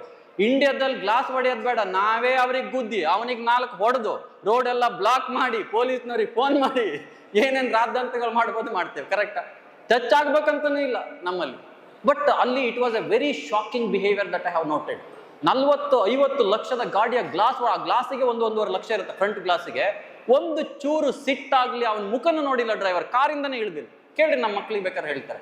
ಅಷ್ಟು ಪೇಷನ್ಸು, ಅಷ್ಟು ತಾಳ್ಮೆ, ಆ ಒಂದು ಪಾಸಿಟಿವಿಸಮ್ ಎಲ್ಲಿಂದ ಬಂತು? If it happens in India it is going to be a miracle. ಕರೆಕ್ಟಾ? ಆ ರೀತಿ ಆಗಬೇಕು ಅನ್ನೋದು ನಮ್ಮೆಲ್ಲರ ಭಾವನೆ. ಕರೆಕ್ಟ್? ಒಪ್ಕೊಂತೀರ ಅದನ್ನ? ನಮ್ಮ ಮಕ್ಕಳು ಹಾಗೆ ವರ್ತನೆಯನ್ನು ಮಾಡಬೇಕು, ನಾಳೆ ನಮ್ಮ ಸಮಾಜ ಹಾಗೆ ವರ್ತನೆಯನ್ನು ಮಾಡಬೇಕಾಗಿದೆ. ಆ ದೃಷ್ಟಿಕೋನದಲ್ಲಿ ಇವತ್ತಿನ ನಮ್ಮ ಶಿಕ್ಷಣ ವ್ಯವಸ್ಥೆ, ಪಾಲಕತ್ವ ಬೆಳಿಬೇಕಾಗಿದೆ. ಅದಾದ್ಮೇಲೆ ಡೆಮೋಕ್ರಸಿಗಳ ಬಗ್ಗೆ ನಮ್ಮ ಶಿಕ್ಷಣ ವ್ಯವಸ್ಥೆಯಲ್ಲಿ ಕಟ್ಕೊಡ್ತಾರೆ. ಪಾಲಕರಾದವರು ಕೂಡ ಅದರ ಮೌಲ್ಯಗಳನ್ನು ಮಕ್ಕಳಿಗೆ ಹೇಳಬೇಕು. ಆಮೇಲೆ ಹ್ಯೂಮನ್ ರೈಟ್ಸ್, ಮಾನವೀಯ ಮೌಲ್ಯಗಳು, ಮತ್ತೆ ಮಾನವೀಯ ಏನಂತೀವಿ ನಾವು, ಹ್ಯೂಮನ್ ರೈಟ್ಸ್ ಅಂತ ಏನಿದೆ ಅದನ್ನ ಮಕ್ಕಳಿಗೆ ನಾವು ಚೈಲ್ಡ್ಹುಡ್ಡಿಂದನೇ ನಮ್ಮಲ್ಲಿ ಅನ್ಫಾರ್ಚುನೇಟ್ ಥಿಂಗ್ ಏನು ಹೇಳ್ರಿ, ನಾವು ಬೆಳೆದು ದೊಡ್ಡವರಾಗಿ ಮುದುಕರಾಗಿ ಸತ್ರು ನಮಗೆ ನಮ್ಮ ಕಾನೂನು ನಮ್ಗೆ ಏನಿದೆ ಅಂತ ಗೊತ್ತಿಲ್ಲ, ನಮ್ಮ ರೈಟ್ಸ್ ಏನನ್ನೋದೇ ನಮಗೆ ಗೊತ್ತಿಲ್ಲ. ಕರೆಕ್ಟಾ? ಈ ಕಾನೂನಿನ ಅರಿವಿಲ್ದೇನೆ ನಾವೆಲ್ಲ ಎಷ್ಟೋ ಸಾರಿ ವಿಕ್ಟಿಮ್ಸ್ಗಳಾಗ್ಬಿಡ್ತೀವಿ. ಹಾಗಾಗಿ ಈ ವಿಚಾರಗಳನ್ನು ಆ್ಯಕ್ಚುಲಿ ಲಾಂಗ್ ಬ್ಯಾಕ್ ನಾನು ಅದ್ರ ಬಗ್ಗೆ ಬರೆದಿದ್ದೆ, ಮಾತಾಡಿದ್ದೆ. ಇದನ್ನ ಆ್ಯಕ್ಚುಲಿ ಎಜುಕೇಷನ್ ಸಿಸ್ಟಮಲ್ಲಿ ಕಂಪಲ್ಸರಿ ಸಬ್ಜೆಕ್ಟನ್ನು ಮಾಡಬೇಕಾಗಿದೆ. ಏನು ಹೇಳ್ರಿ, ಹ್ಯೂಮನ್ ರೈಟ್ಸ್, ಅದ್ರ ಜೊತೆಗೆ ಈ ಟ್ರಾಫಿಕ್ ರೂಲ್ಸ್ ರೆಗ್ಯುಲೇಷನ್ಸ್ಗಳ ಬಗ್ಗೆ ಮಕ್ಕಳಿಗೆ ಪಾಠದಲ್ಲೇ ಕಲಿಸುವಂಥ ಅನಿವಾರ್ಯತೆ ಇದೆ. ಅಟ್ಲೀಸ್ಟ್ ಪಾಲಕರಾದ ನೀವು ಕೂಡ ಮಕ್ಕಳಿಗೆ ಅವರ ರೈಟ್ಸ್ಗಳ ಬಗ್ಗೆ ಅವಾಗ ಮಾತಾಡ್ತಾ ಹೇಳ್ಕೊಟ್ರೆ ಬಹಳ ಒಳ್ಳೆಯದು ಅಂತ ಹೇಳಿ ನನಗೆ ಅನಿಸುತ್ತೆ. ಯಾಕೆ ನಾವು ಈ ಮೌಲ್ಯಗಳನ್ನು, ಇನ್ನೂ ಹೆಚ್ಚಿನ ಮೌಲ್ಯಗಳಿದೆ, ನಾನು I have just said few important values. ಯಾಕೆ ನಾವು ಇದನ್ನ ಕಲಿಸ್ಕೊಡ್ಬೇಕು ಮಕ್ಕಳಿಗೆ? ಮೌಲ್ಯಗಳು ಯಾಕೆ ಇಂಪಾರ್ಟೆಂಟ್ ಆಗ್ತವೆ? ಈಗ ನಾವೆಲ್ಲ ನಮ್ಮ ವೃತ್ತಿ ಜೀವನದಲ್ಲಿ ಪ್ರತಿದಿನ ದುಡಿಮೆಗೆ ಹೋಗ್ತೀವಿ, ಕೆಲಸ ಮಾಡ್ತೀವಿ, ಸಾಕಷ್ಟು ಸಂದರ್ಭಗಳು ನಮ್ಮ ಜೀವನದಲ್ಲಿ ಬರ್ತವೆ. ಅದು either an incident which I have given an example here, ರೋಡಲ್ಲಿ ಇರ್ಬೋದು, ವೃತ್ತಿ ಜೀವನದಲ್ಲಿ ಇರ್ಬೋದು, ಕುಟುಂಬದಲ್ಲಿ ಇರ್ಬೋದು. ಒಂದು ಸಂದರ್ಭ ನಮ್ಮ ಮುಂದೆ ಬಂದಾಗ ಆ ಸಂದರ್ಭದಲ್ಲಿ ನಾವು ತೆಗೆದುಕೊಳ್ಳುವಂತಹ ನಿರ್ಧಾರಗಳು, what decisions are we going to make, how are we going to respond. ಈಗ ಆ ಡ್ರೈವರು ಯಾಕೆ ಹಾಗೆ ರೆಸ್ಪಾಂಡ್ ಮಾಡ್ದ, ನಾವು ಯಾಕೆ ಹಾಗೆ ರೆಸ್ಪಾಂಡ್ ಮಾಡಲ್ಲ ಅನ್ನೋದು ಆ ವ್ಯಕ್ತಿಯಲ್ಲಿರುವ ಮೌಲ್ಯಗಳ ಆಧಾರದ ಮೇಲೆ ನಿಂತಿದೆ. This you should always keep in your mind. So these values are something very important to decide the behavior of an individual in certain circumstances, situations, to come to a right logical conclusion. ಸರಿಯಾದದ್ದನ್ನು ನಿರ್ಧಾರ ಮಾಡೋಕ್ಕೆ ನಮ್ಮ ಈ ಮೌಲ್ಯಗಳು ಎಷ್ಟೋ ಸಾರಿ legally wrong ಇರ್ಬೋದು, ಆದರೆ ಮೋರಲಿ correct ಇರುತ್ತೆ. Legally wrong ಇದ್ರೂ ಈ ವ್ಯಕ್ತಿ ತಪ್ಪಾದ್ರೂ ಪರವಾಗಿಲ್ಲ ಕಾನೂನಿನ ಪ್ರಕಾರ, ಬಟ್ ನಾನು ಇದನ್ನು ಮಾಡ್ತೀನಿ. ನಮ್ಮಲ್ಲಿ ಒಂದು ಇನ್ಸಿಡೆಂಟ್ ಇದೆ, I want to remember at this moment. ಯಾಕೆ ಮೌಲ್ಯಗಳು ನಮ್ಗೆ ಹೆಲ್ಪ್ ಆಗ್ತವೆ ಅಂತ ಹೇಳಿ, ನಮ್ಮಲ್ಲಿ ಏನಾದರೂ ರಸ್ತೆಯಲ್ಲಿ ಆಕ್ಸಿಡೆಂಟ್ ಆದರೆ ಯಾರು ಮುಂದೆ ಹೋಗಲ್ಲ ಹೆಲ್ಪ್ ಮಾಡ್ಲಿಕ್ಕೆ. ಇತ್ತೀಚಿನ ದಿನಗಳಲ್ಲಿ ಸ್ವಲ್ಪ ಬದಲಾವಣೆ ಇದೆ ಬಿಹೇವಿಯರ್. ಮೊಬೈಲ್ ತಗೊಂಡು ವಿಡಿಯೋ ತೆಗಿತಾರೆ ಬಿಟ್ರೆ ಮುಂದೆ ಹೋಗಿ ಹೆಲ್ಪ್ ಮಾಡುವಂಥ ಧೈರ್ಯ ಯಾರು ತೋರಿಸ್ತಿರ್ಲಿಲ್ಲ. ತುಮಕೂರಿನಲ್ಲಿ ಒಂದು ಇನ್ಸಿಡೆಂಟ್ ಆಗುತ್ತೆ. ಏನಾಗತ್ತೆ ಅಂತಂದ್ರೆ, ನಂತರದ ಒಬ್ಬ ಯಂಗ್ಸ್ಟರ್ ಬೆಳಗ್ಗೆ ಎದ್ದು ಬೈಕಲ್ಲಿ ಕುತ್ಕೊಂಡು ಡ್ಯೂಟಿಗೆ ಹೋಗುವಾಗ ಅವನು 2 ದೊಡ್ಡ ವಾಹನಗಳ ನಡುವೆ ಸಿಲುಕಿ ಆಕ್ಸಿಡೆಂಟ್ ಒಳಗಾಗ್ತಾನೆ. ಅವನ ಇಡೀ ದೇಹ 2 ಭಾಗಗಳಾಗಿ ಕತ್ತರಿಸಲ್ಪಡುತ್ತೆ. ಎಕ್ಸಾಕ್ಟ್ಲಿ ಹಾಫ್ ಹಿಯರ್, ಒಂದು ಪೀಸ್ ಅಲ್ಲಿ ಬಿದ್ದಿದೆ, ಒಂದು ಪೀಸ್ ಇಲ್ಲಿ ಬಿದ್ದಿದೆ. And the half body is alive, ಮೇಲ್ಗಡೆ ಭಾಗ ಜೀವ ಇದೆ. ನೀರು ಕೇಳ್ತಾನ ಅವನು, ನೀರು ಕೊಡಿ ನಂಗೆ ಅಂತೇಳಿ. ಆ ಸೀನ್ ನೋಡೋದೇ ಭಯಾನಕ. ಯಾರಾದ್ರೂ ನೀರು ಕೊಡ್ಲಿಕ್ಕೆ ಹೋಗ್ತಾರ, ಒಬ್ರು ಮುಂದೆ ಹೋಗಲ್ಲ. ಆಂಬುಲೆನ್ಸ್ ಬರುತ್ತೆ, ಆ ಬಾಡಿಗಳನ್ನ 2 ಇದ್ರಲ್ಲಿ ಟ್ರಾಲಿಲಿ ಹಾಕೊಂಡು ಗಾಡಿಲಿ ಹಾಕೊಂಡು ಕರ್ಕೊಂಡು ಹೋಗ್ತಿರ್ತಾರೆ ಆಸ್ಪತ್ರೆಗೆ. ಏನು ಹೇಳ್ತಾನೆ ಗೊತ್ತಾ ಅವನು? We should learn a big lesson out of this. He says, doctor, I am sure I am not going to be alive, I would like to donate my body ಅಂತ ಹೇಳ್ತಾನೆ. ಏನು ಹೇಳ್ರಿ? I would like to donate my body. ಇನ್ನೇನು ಸಾಯ್ತಾನೆ, ಅರ್ಧ ದೇಹನೇ ತುಂಡಾಗಿದೆ. ಇದನ್ನ ಮನಸ್ಸಿನಲ್ಲಿ ಇಟ್ಕೊಂಡು ಕರ್ನಾಟಕ ಸರ್ಕಾರ ಒಂದು ಯೋಜನೆಯನ್ನ ಹೊರಗಡೆ ತರುತ್ತೆ. ಆ ಯೋಜನೆಯ ಎಕ್ಸಾಕ್ಟ್ ನೇಮ್ ಐ ಫರ್ಗಾಟ್. ಆ ಯೋಜನೆ ಹೆಸರು ಹರೀಶ್ ಯೋಜನೆ, ಐ ಥಿಂಕ್. ಹರೀಶ್ ಸಾಂತ್ವನ ಯೋಜನೆ. Very good sir. ಏನ್ ಹೇಳ್ರಿ? ಹರೀಶ್ ಸಾಂತ್ವನ ಯೋಜನೆ ಅಂತ ಒಂದು ಯೋಜನೆ ತರುತ್ತೆ. ಅದ್ರ ಪ್ರಕಾರ ಯಾವುದೇ ಒಬ್ಬ ಆಕ್ಸಿಡೆಂಟ್ ಆಗಿ ಬಿದ್ದಾಗ ಯಾರೇ ಮುಂದೆ ಹೋಗಿ ಸಹಾಯ ಮಾಡಿದ್ರೆ ಆ ವ್ಯಕ್ತಿಗೆ ಧನ ಸಹಾಯ, ಧನ ಹಣ ಕೊಡೋದ್ರ ಮೂಲಕ ಅವನಿಗೆ ಗೌರವ ಕೊಟ್ಟು ಅವನ ವಿರುದ್ಧ ಯಾವುದೇ ಕೇಸ್ ಆಗದೆ, ಮತ್ತೆ ಅವನು ಗೌರವಯುತವಾಗಿ ಪೊಲೀಸರು ಅವನ್ನ ನಡೆಸ್ಕೊಳ್ಬೇಕು. ಅವನು ಇಷ್ಟ ಇದ್ರೆ ಮಾತ್ರ ಪೊಲೀಸ್ ಸ್ಟೇಷನ್ಗೆ ಬಂದು ಮಾಹಿತಿ ಕೊಡಬೇಕು ಅನ್ನುವ ಕೆಲವು ಕಾನೂನುಗಳನ್ನು ತಂದು ಹೆಲ್ಪ್ ಮಾಡಲಿಕ್ಕೆ ಎನ್ಕರೇಜ್ ಮಾಡುವಂಥ ಒಂದು ಯೋಜನೆಯನ್ನು ಸರ್ಕಾರ ತರುತ್ತೆ. ಸೊ ಹಾಗಾಗಿ ಇಂತಹ ಮೌಲ್ಯಗಳನ್ನು ನಮ್ಮ ಮಕ್ಕಳಲ್ಲಿ ನಾವು ಕಟ್ಕೊಡ್ಬೇಕಾಗಿದೆ. ಇಲ್ಲ ಅಂತಂದ್ರೆ ನಾಳೆ ನಾವು ನಮ್ಮ ಮಕ್ಕಳು ರೋಡಲ್ಲಿ ಆಕ್ಸಿಡೆಂಟ್ ಬಿದ್ದಕೊಂಡಾಗ ಯಾರು ಬರಲ್ಲ ನಮ್ಮನ್ನು ನೋಡಕ್ಕೆ. ಈ ಸಮಾಜನ ಬದಲಾವಣೆ ಮಾಡಬೇಕಾಗಿರೋದು ನಾವೊಂದೇ ಬದಲಾದ್ರೆ ಸಾಕಾಗಲ್ಲ. ಹಾಗಾಗಿ ಇಂಥ ಮೌಲ್ಯಗಳನ್ನು ಮಕ್ಕಳಿಗೆ ಕಟ್ಕೊಟ್ಟಾಗ ಈ decision making ability will be enhanced in the mind of children. And behaviour and consistency, ಒಬ್ಬ ವ್ಯಕ್ತಿಯ ವರ್ತನೆಗಳು ಸಮತೋಲನದಲ್ಲಿರಬೇಕು. ಅವನು ಚೈಲ್ಡ್ಹುಡ್ ಅಲ್ಲಿ ಇರಲಿ, ಅಡೋಲಿಸೆಂಟ್ ಅಲ್ಲಿ ಇರಲಿ, ಅಡಲ್ಟ್ ಅಲ್ಲಿ ಇರಲಿ, ಲೇಟರ್ ಅಡಲ್ಟ್ ಅಲ್ಲಿ ಇರಲಿ, ಮನೆಯಲ್ಲಿರಲಿ, ಹೊರಗಡೆ ಇರಲಿ, ವೃತ್ತಿ ಜೀವನದಲ್ಲಿರಲಿ, ಕೌಟುಂಬಿಕ ಬದುಕಿನಲ್ಲಿರಲಿ, ಅವನ ವರ್ತನೆಗಳು ಸಮತೋಲನದಲ್ಲಿರಬೇಕು, ನಿರ್ಧಾರಗಳು ಸಮತೋಲನದಲ್ಲಿರಬೇಕು. ಅದಿರಬೇಕು ಅಂತಂದ್ರೆ ಮೌಲ್ಯಗಳು ಅದನ್ನ ನಿರ್ಧಾರ ಮಾಡ್ತವೆ. ಅವನ ನಿರ್ಧಾರದಲ್ಲಿ ಗಟ್ಟಿಯಾಗಿ ಯಾವಾಗ ನಿಲ್ತಾನೆ ಅಂತಂದ್ರೆ ಅವನಲ್ಲಿ ಮೌಲ್ಯಗಳು ಸ್ಟ್ರಾಂಗ್ ಆಗಿದ್ದಾಗ. ಅದ್ರ ಜೊತೆಗೆ ಸೆನ್ಸ್ ಆಫ್ ಐಡೆಂಟಿಟಿ. ನಮ್ಮಲ್ಲಿ ಇವತ್ತು ಬಹಳ ದೊಡ್ಡ ಸಮಸ್ಯೆ ಅಂದ್ರೆ ನಾವು ಸಮಾಜಕ್ಕೆಲ್ಲ ಗೌರವ ಕೊಡ್ತೀವಿ, ನಮ್ಗೆ ನಮ್ಮ ಮೇಲೆ ಗೌರವ ಇಲ್ಲ. ನಾವೇನು ಅಂತಾನೆ ನಮಗೆ ಗೊತ್ತಿಲ್ಲ. ನಮ್ಮ ಮಕ್ಕಳಿಗೆ ನಾನು ಏನು, ನನ್ನ ಸಾಮರ್ಥ್ಯಗಳೇನು, ನನ್ನ ವೀಕ್ನೆಸ್ಗಳೇನು, ನಾನು ಹೇಗೆ ನನ್ನನ್ನು accepting our self the way we are. ನಾವು ಹೆಂಗಿದೀವೋ ಹಂಗೆ ನಮ್ಮನ್ನು ಒಪ್ಕೊಳ್ಬೇಕು. ಇವತ್ತು ನಮ್ಮಲ್ಲಿರೋ ಅದೇ ದೊಡ್ಡ ಚಿಂತನೆ ಅದು. ನಾವು ಹೆಂಗಿದೀವೋ ನಾವು ಹಂಗೆ ಒಪ್ಕೊಳ್ಳಲ್ಲ. ನಾವು ಇಲ್ದೇ ಇರಂಗೆ ನಾವು ನಿರೀಕ್ಷೆ ಮಾಡ್ತೀವಿ, ನಾನು ಹಂಗಿರ್ಬೇಕು, ನಾನು ಹಿಂಗಿರ್ಬೇಕಂತ. ಹೆಂಗೆಂಗೋ ಇರುವ ಅವಶ್ಯಕತೆ ಇಲ್ಲ, ಹೆಂಗಿದೀನೋ ಹಂಗೆ ಇರುವಂಥ ಅವಶ್ಯಕತೆ ನಮಗಿದೆ. ಅದಿದ್ದಾಗ ಆಟೋಮ್ಯಾಟಿಕ್ಲಿ ನಮ್ಮಲ್ಲಿ ಒಂದು ನೆಮ್ಮದಿಯ ಬದುಕು ಬರಲಿಕ್ಕೆ ಸಾಧ್ಯ ಇದೆ. ನಮ್ಮ ಮಕ್ಕಳಲ್ಲೂ ಕೂಡ self identity, accepting them self ಅನ್ನುವ ಮನೋಭಾವನೆಯನ್ನು ಕಟ್ಕೊಡುವಂಥ ಪ್ರಯತ್ನಗಳಾಗಬೇಕು. ಅದ್ರ ಜೊತೆಗೆ ಮೋಟಿವೇಶನ್ ಆ್ಯಂಡ್ ಪರ್ಪಸ್. ನಾವು ಇವತ್ತು ಮಕ್ಕಳು ನನ್ನ ಹತ್ರ ಬಹಳಷ್ಟು ಜನ ಬರ್ತಾರೆ ಕೌನ್ಸಿಲಿಂಗ್, ಸರ್ ನನ್ನ ಮೋಟಿವೇಶನ್ ಮಾಡಿ ಅಂತ ಹೇಳ್ತಾರೆ. ಮೋಟಿವೇಶನ್ ಅನ್ನ ಇದೊಬ್ಬರು ಮಾಡೋದಲ್ಲ. I believe there are 2 types of motivation. ಒಂದು ಇಂಟ್ರೆನ್ಸಿಕ್ ಮೋಟಿವೇಶನ್, ಮತ್ತೊಂದು ಎಕ್ಸ್ಟ್ರೆನ್ಸಿಕ್ ಮೋಟಿವೇಶನ್ ಅಂತಿದೆ. ಇಂಟ್ರೆನ್ಸಿಕ್ ಅನ್ನುವಂಥದ್ದು ಒಳಗಡೆಯಿಂದ ಬರುವಂಥದ್ದು, ಎಕ್ಸ್ಟ್ರೆನ್ಸಿಕ್ ಅನ್ನೋದು ಹೊರಗಡೆಯಿಂದ. ಫಾರ್ ಎಕ್ಸಾಂಪಲ್, ನಿಮ್ಮ ಮಗನಿಗೆ ನೆಕ್ಸ್ಟ್ ಇಯರ್ ನೀನು 90% ತೆಗೆದ್ರೆ ನಾನು ನಿಗೊಂದು ರಾಯಲ್ ಎನ್ಫೀಲ್ಡ್ ಬೈಕ್ ಗಿಫ್ಟ್ ಕೊಡ್ತೀನಿ. ಇದು ಎಕ್ಸ್ಟ್ರೆನ್ಸಿಕ್ ಮೋಟಿವೇಶನ್. ಅವ್ನು ಯಾಕೆ 90 ತೆಗೆಯಕ್ಕೆ ಪ್ರಯತ್ನ ಪಡ್ತಾನಂದ್ರೆ ಅವನಿಗೆ ರಾಯಲ್ ಎನ್ಫೀಲ್ಡ್ ಬೈಕ್ ಸಿಗ್ಲಿಕ್ಕಿದೆ. ಇನ್ನೂ ಎಷ್ಟೋ ಸಂದರ್ಭಗಳಲ್ಲಿ ನೀವೇನು ಹೇಳ್ಬೇಡ್ರಿ, ಅವರಾಗೆ ಮಾಡ್ತಾರೆ ಕೆಲವು ವಿಚಾರಗಳನ್ನ. ಇದು ಫಾರ್ ಎಕ್ಸಾಂಪಲ್ ಯಾರೋ ಬೆಗ್ಗರ್ ಬಂದಾಗ ಹಣ ತೆಗೆದುಕೊಡುವಂಥದ್ದಿರಲಿ, ಅಥವಾ ಇನ್ಯಾವುದೋ ರೀತಿಯಲ್ಲಿ ಅವರು ತೋರಿಸ್ಕೊಳ್ಳುವಂಥದ್ದು ಏನಿದ್ರೆ it's an intrinsic selfless motivation. ಅಲ್ಲಿ ನಿರೀಕ್ಷೆಗಳಿಲ್ಲ, ಅಲ್ಲಿ ರಿವಾರ್ಡ್ ಇಲ್ಲ, ಅಲ್ಲಿ ಅವರಿಗೆ ಪ್ರತಿಫಲ ಸಿಗಲ್ಲ, ಆದ್ರೂ ಕೂಡ ನಾನು ಮಾಡಬೇಕು ಅನ್ನುವಂತಹ ಒಂದು ಮೋಟಿವೇಶನ್ ನಿಮ್ಮ ಮಕ್ಕಳಲ್ಲಿ ಬಂತು ಅಂದ್ರೆ ನಿಮ್ಮ ಕೆಲಸ ಮುಗೀತಲ್ಲಿ. ನೀವು ಇನ್ನೇನು ಮಾಡಬೇಕಾಗೇ ಇಲ್ಲ, ಅವ್ರ ಜೀವನ ಅವ್ರು ಕಟ್ಕೊಂಡ್ಬಿಡ್ತಾರೆ, ಸಮಾಜಕ್ಕೆ ಒಳ್ಳೆಯವರಾಗೇ ಬೆಳೀತಾರೆ. ಯಾರಲ್ಲಿ ಇಂಟ್ರೆನ್ಸಿಕ್ ಮೋಟಿವೇಶನ್ ಇಲ್ವೋ, ಅವರು ಪ್ರತಿ ಬಾರಿ ಮಾಡುವ ಪ್ರತಿ ಕೆಲಸಕ್ಕೆ ಪ್ರತಿಫಲವನ್ನು ನಿರೀಕ್ಷೆ ಮಾಡ್ತಾರೋ ಅವರು ಬೆಳಿಲಿಕ್ಕೆ, ಸಮಾಜಕ್ಕೆ ಒಳ್ಳೆಯವರಾಗ್ಲಿಕ್ಕೆ ಸಾಧ್ಯ ಇಲ್ಲ. ಹಾಗಾಗಿ ಮಕ್ಕಳಲ್ಲಿ ಒಂದು ಇಂಟ್ರೆನ್ಸಿಕ್ ಮೋಟಿವೇಶನ್ ಅನ್ನು ಬೆಳೆಸುವಂತಹ ಪ್ರಯತ್ನಗಳು ಆರಂಭದಿಂದ ಪಾಲಕರಿಂದನೇ ಆಗಬೇಕಾಗಿದೆ. ಅದ್ರ ಜೊತೆಗೆ ಕಾನ್ಫ್ಲಿಕ್ಟ್ ರಿಸೊಲ್ಯೂಷನ್, ಸಮಸ್ಯೆಗಳನ್ನು ಪರಿಹರಿಸುವಂಥ ವಿಧಾನಗಳು ಹೇಗೆ ಯೋಚನೆ ಮಾಡಬೇಕು. ಕೆಲವು ಬಾರಿ ಮಕ್ಕಳು ಒಂದು ಸಮಸ್ಯೆಯನ್ನು ಇಡಿಯಾಗಿ ನೋಡ್ತಾರೆ. ನೀವು ಒಂದು ಹಲಸಿನ ಹಣ್ಣನ್ನು ಮನೆಗೆ ತಂದ್ರೆ ಅದರಲ್ಲಿ ಒಂದು ಭಾಗ ಕೊಳ್ತಿದೆ ಅಂದ ಕಾರಣಕ್ಕೆ ಇಡೀ ಹಲಸಿನ ಹಣ್ಣು ಕೊಳ್ತಿದೆ ಅಂತಲ್ಲ. ಮಕ್ಕಳಲ್ಲಿ ಇವತ್ತು ಎಂಥ ಮನೋಭಾವನೆ ಇದೆ ಅಂತಂದ್ರೆ, ಒಂದು ಸಮಸ್ಯೆಯನ್ನು ನೋಡಿದಾಗ ಅದನ್ನು ಇಡಿಯಾಗಿ ನೋಡುವಂಥದ್ದು. ಈ ಶಿಕ್ಷಕರು ಒಂದು ಏಟ್ ಕೊಟ್ರೆ ಆ ಶಿಕ್ಷಕರೇ ಸರಿ ಇಲ್ಲ, ಅವ್ರು ನನ್ನ ಟಾರ್ಗೆಟ್ ಮಾಡ್ತಾರೆ, ಬೈತಾರೆ. ನೀವು ಯಾವ್ದಾದ್ರು ಮಕ್ಕಳಿಗೆ ಒಂದು ಒಳ್ಳೆ ಮಾತು ಹೇಳಿದ್ರೆ ನಿಮ್ಮನ್ನೇ ದ್ವೇಷ ಮಾಡ್ಲಿಕ್ಕೆ ಸ್ಟಾರ್ಟ್ ಮಾಡುವಂಥದ್ದು. ಸಮಾಜದ ಬಗ್ಗೆ ಬಯಾಸ್ಡ್ ಮೈಂಡ್ ಸೆಟ್ ಅನ್ನು ಮಕ್ಕಳು ಇವತ್ತು ಬೆಳೆಸ್ಕೊಂತಾರೆ. ನಾವು ಅಂತಹ ಪರಿಕಲ್ಪನೆಗಳನ್ನು ಮಕ್ಕಳಿಗೆ ಕೊಡಬಾರ್ದು. ಯಾವತ್ತು ಸಮಸ್ಯೆಗಳು ಬಂದಾಗ ಅದನ್ನ ಏಕವಾಗಿ ನೋಡದೆ ಬಿಡಿ ಬಿಡಿಯಾಗಿ ನೋಡ್ಬೇಕು ಮಕ್ಕಳು. ಈ ಒಂದು ಭಾಗದಲ್ಲಿ ಮಾತ್ರ ಸಮಸ್ಯೆ ಇದೆ, ಇದನ್ನ ಹೇಗೆ ಪರಿಹರಿಸಬೇಕು ಅನ್ನೋ ಪರಿಕಲ್ಪನೆಗಳನ್ನು ಕೊಟ್ಬಿಡ್ಬೇಕು. ನಮ್ಮಲ್ಲಿ ಹಾಸ್ಟೆಲ್ಗೆ ಬರ್ತಾರೆ ಮಕ್ಕಳು. ನಾನು ನಿನ್ನೆ ಮೊನ್ನೆ ಕೌನ್ಸಿಲಿಂಗ್ ಮಾಡ್ತಾ ಇದ್ದೆ, ಹೋಮ್ ಸಿಕ್ ಮಕ್ಕಳು ಏನ್ ಹೇಳ್ತಾರೆ ಗೊತ್ತಾ, ಇಲ್ಲಿ ಮಧ್ಯಾಹ್ನ ಊಟಕ್ಕೆ ಮಾಡೋ ರಸಂ ಸರಿ ಇಲ್ಲ, ಹಾಗಾಗಿ ನಂಗೆ ಟಿ ಸಿ ಬೇಕಾ, ಅಪ್ಪ ಅಮ್ಮನ ಕರ್ಸ್ರಿ ಅಂತ ಹೇಳ್ತಾರೆ. ಏನ್ ಹೇಳ್ರಿ, ಕಾಲೇಜ್ ಸರಿ ಇದೆ, ಟೀಚರ್ ಸರಿ ಇದ್ದಾರೆ, ಗ್ರೌಂಡ್ ಚೆನ್ನಾಗಿದೆ, ಎಲ್ಲ ವ್ಯವಸ್ಥೆ ಇದೆ, ರಸಂ ಸರಿ ಇಲ್ಲ ಅಂತ ಅವನಿಗೆ, ಹಂಗಾಗಿ ಅದನ್ನ ಅಡ್ಜಸ್ಟ್ ಮಾಡ್ಕೊಳ್ಳೋದು ಕಷ್ಟ ನಂಗೆ ಅಂತ ಹೇಳಿ. ಇನ್ನೊಬ್ಬ ಬಂದಿದ್ದ ಮೊನ್ನೆ PUC ಯಲ್ಲಿ, I don't mention the name, sir ನನಗೆ ಭಯ ಆಗ್ತಿದೆ, ನಾಳೆನೇ ನಮ್ಮ ಅಪ್ಪ ಅಮ್ಮ ಬರಬೇಕು, ಚಾನ್ಸ್ ಇಲ್ಲ. ಯಾವಾಗ ನಿನ್ನೆ ರಾತ್ರಿ ಬಂದಿದ್ದಾನೆ ಅವನು, ಇವತ್ತು ಬೆಳಗ್ಗೆ ನನ್ನ ಹತ್ರ ಬಂದಿದ್ದಾನೆ. ಒಂದು ರಾತ್ರಿ ಮಾತ್ರ ಇಲ್ಲಿ ಕಳೆದು ಹೇಳ್ತಾನೆ, ನಂಗೆ ಇರ್ಲಿಕ್ಕೆ ಸಾಧ್ಯ ಇಲ್ಲ, ಅಪ್ಪ ಅಮ್ಮನ ಕರೆಸಿ. ಯಾಕಪ್ಪ ಏನಾಯ್ತು ಅಂತ ಕೇಳಿದ್ರೆ ಹೇಳ್ತಾನೆ, ಸರ್ ನಾನು ಮಲ್ಕೊಂಡಿದ್ದಾಗ ರಾತ್ರಿ ಸೊಳ್ಳೆ ಪರ್ದೆ ಕಟ್ಟಿದೆ, ತುಂಬಾ ಸೊಳ್ಳೆಗಳು ಸರ್, ನಂಗೆ ಭಯ ಆಗ್ತಿದೆ ಮಲ್ಕೊಳ್ಳೋಕೆ ಅಂತ ಹೇಳ್ತಾರೆ. ಸೊಳ್ಳೆಗಳಿಗೆ ಹೆದರ್ಕೊಳ್ಳೋಂಥ ಮಕ್ಕಳಾಗಬಾರ್ದು ನಮ್ಮವ್ರು. It's an very unfortunate situation. ಹಾಗಾಗಿ ಮಕ್ಕಳಲ್ಲಿ ಒಂದು ಕಾನ್ಫ್ಲಿಕ್ಟ್ ರಿಸೊಲ್ಯೂಷನ್ ಮೈಂಡ್ ಸೆಟ್ ಅನ್ನು ಬೆಳೆಸಬೇಕು. ಸಮಸ್ಯೆಗಳು ಬಂದಾಗ ಅದನ್ನ ಹೇಗೆ ಬಿಡಿ ಬಿಡಿಯಾಗಿ ನೋಡಿ, ಅದನ್ನ ಒಟ್ಟಿಗೆ ನೋಡದೇನೆ ಅದನ್ನ ಪರಿಹರಿಸುವಂತ ದಾರಿಗಳನ್ನು ಹೇಗೆ ಹುಡ್ಕೊಳ್ಬೇಕು, ಯಾರ್ಯಾರನ್ನು ಅಪ್ರೋಚ್ ಮಾಡಬೇಕು, ಹೇಗೆ ಯೋಚನೆ ಮಾಡಬೇಕು ಅನ್ನೋದನ್ನ ನಾವು ಮಕ್ಕಳಿಗೆ ಕಲಿಸ್ಕೊಡ್ಬೇಕಾಗಿದೆ. ನಂದೊಂದು ಉದಾಹರಣೆ ಕೊಡ್ತೀನಿ ನಾನು. ಅಂದ್ರೆ I cannot compare. Non childhood ಅಲ್ಲಿ ಇರ್ಬೇಕಾದ್ರೆ ನಮ್ಮದು ಹಳ್ಳಿ ಮನೇಲಿ ಹಲಸಿನಣ್ಣು ಕಟ್ ಮಾಡ್ತಾ ಇದ್ದೆ ನಾನು ಮಳೆಗಾಲದಲ್ಲಿ. ಬೈ ಮಿಸ್ಟೇಕ್ ಕತ್ತಿ ಈ ಬೆರಡ್ ಮೇಲೆ ಬಂದು, ಇಲ್ಲಿ ಈಗಲೂ ಮಾರ್ಕ್ ಇದೆ ಕಾಣಿಸುತ್ತೆ ನಿಮಗೆ, ಪೀಸ್ ಕೆಳಗಡೆ ಬಿತ್ತು, ಒಂದು ಸಣ್ಣ ಪೀಸು ಕೆಳಗಡೆ ಬಿತ್ತು. ನಾನು ಇಮಿಡಿಯೇಟ್ಲಿ ಏನು ಮಾಡಿದೆ ಹೇಳ್ರಿ, ನಾವು ಆ ಕಡೆ ಈ ಕಡೆ ನೋಡಿದೆ. ಅಂದ್ರೆ ಯಾರು ನೋಡ್ತಾ ಇಲ್ಲ ಆ ಸಿಚುವೇಶನ್ ಅನ್ನೋದನ್ನ ಕನ್ಫರ್ಮ್ ಮಾಡ್ಕೊಂಡೆ.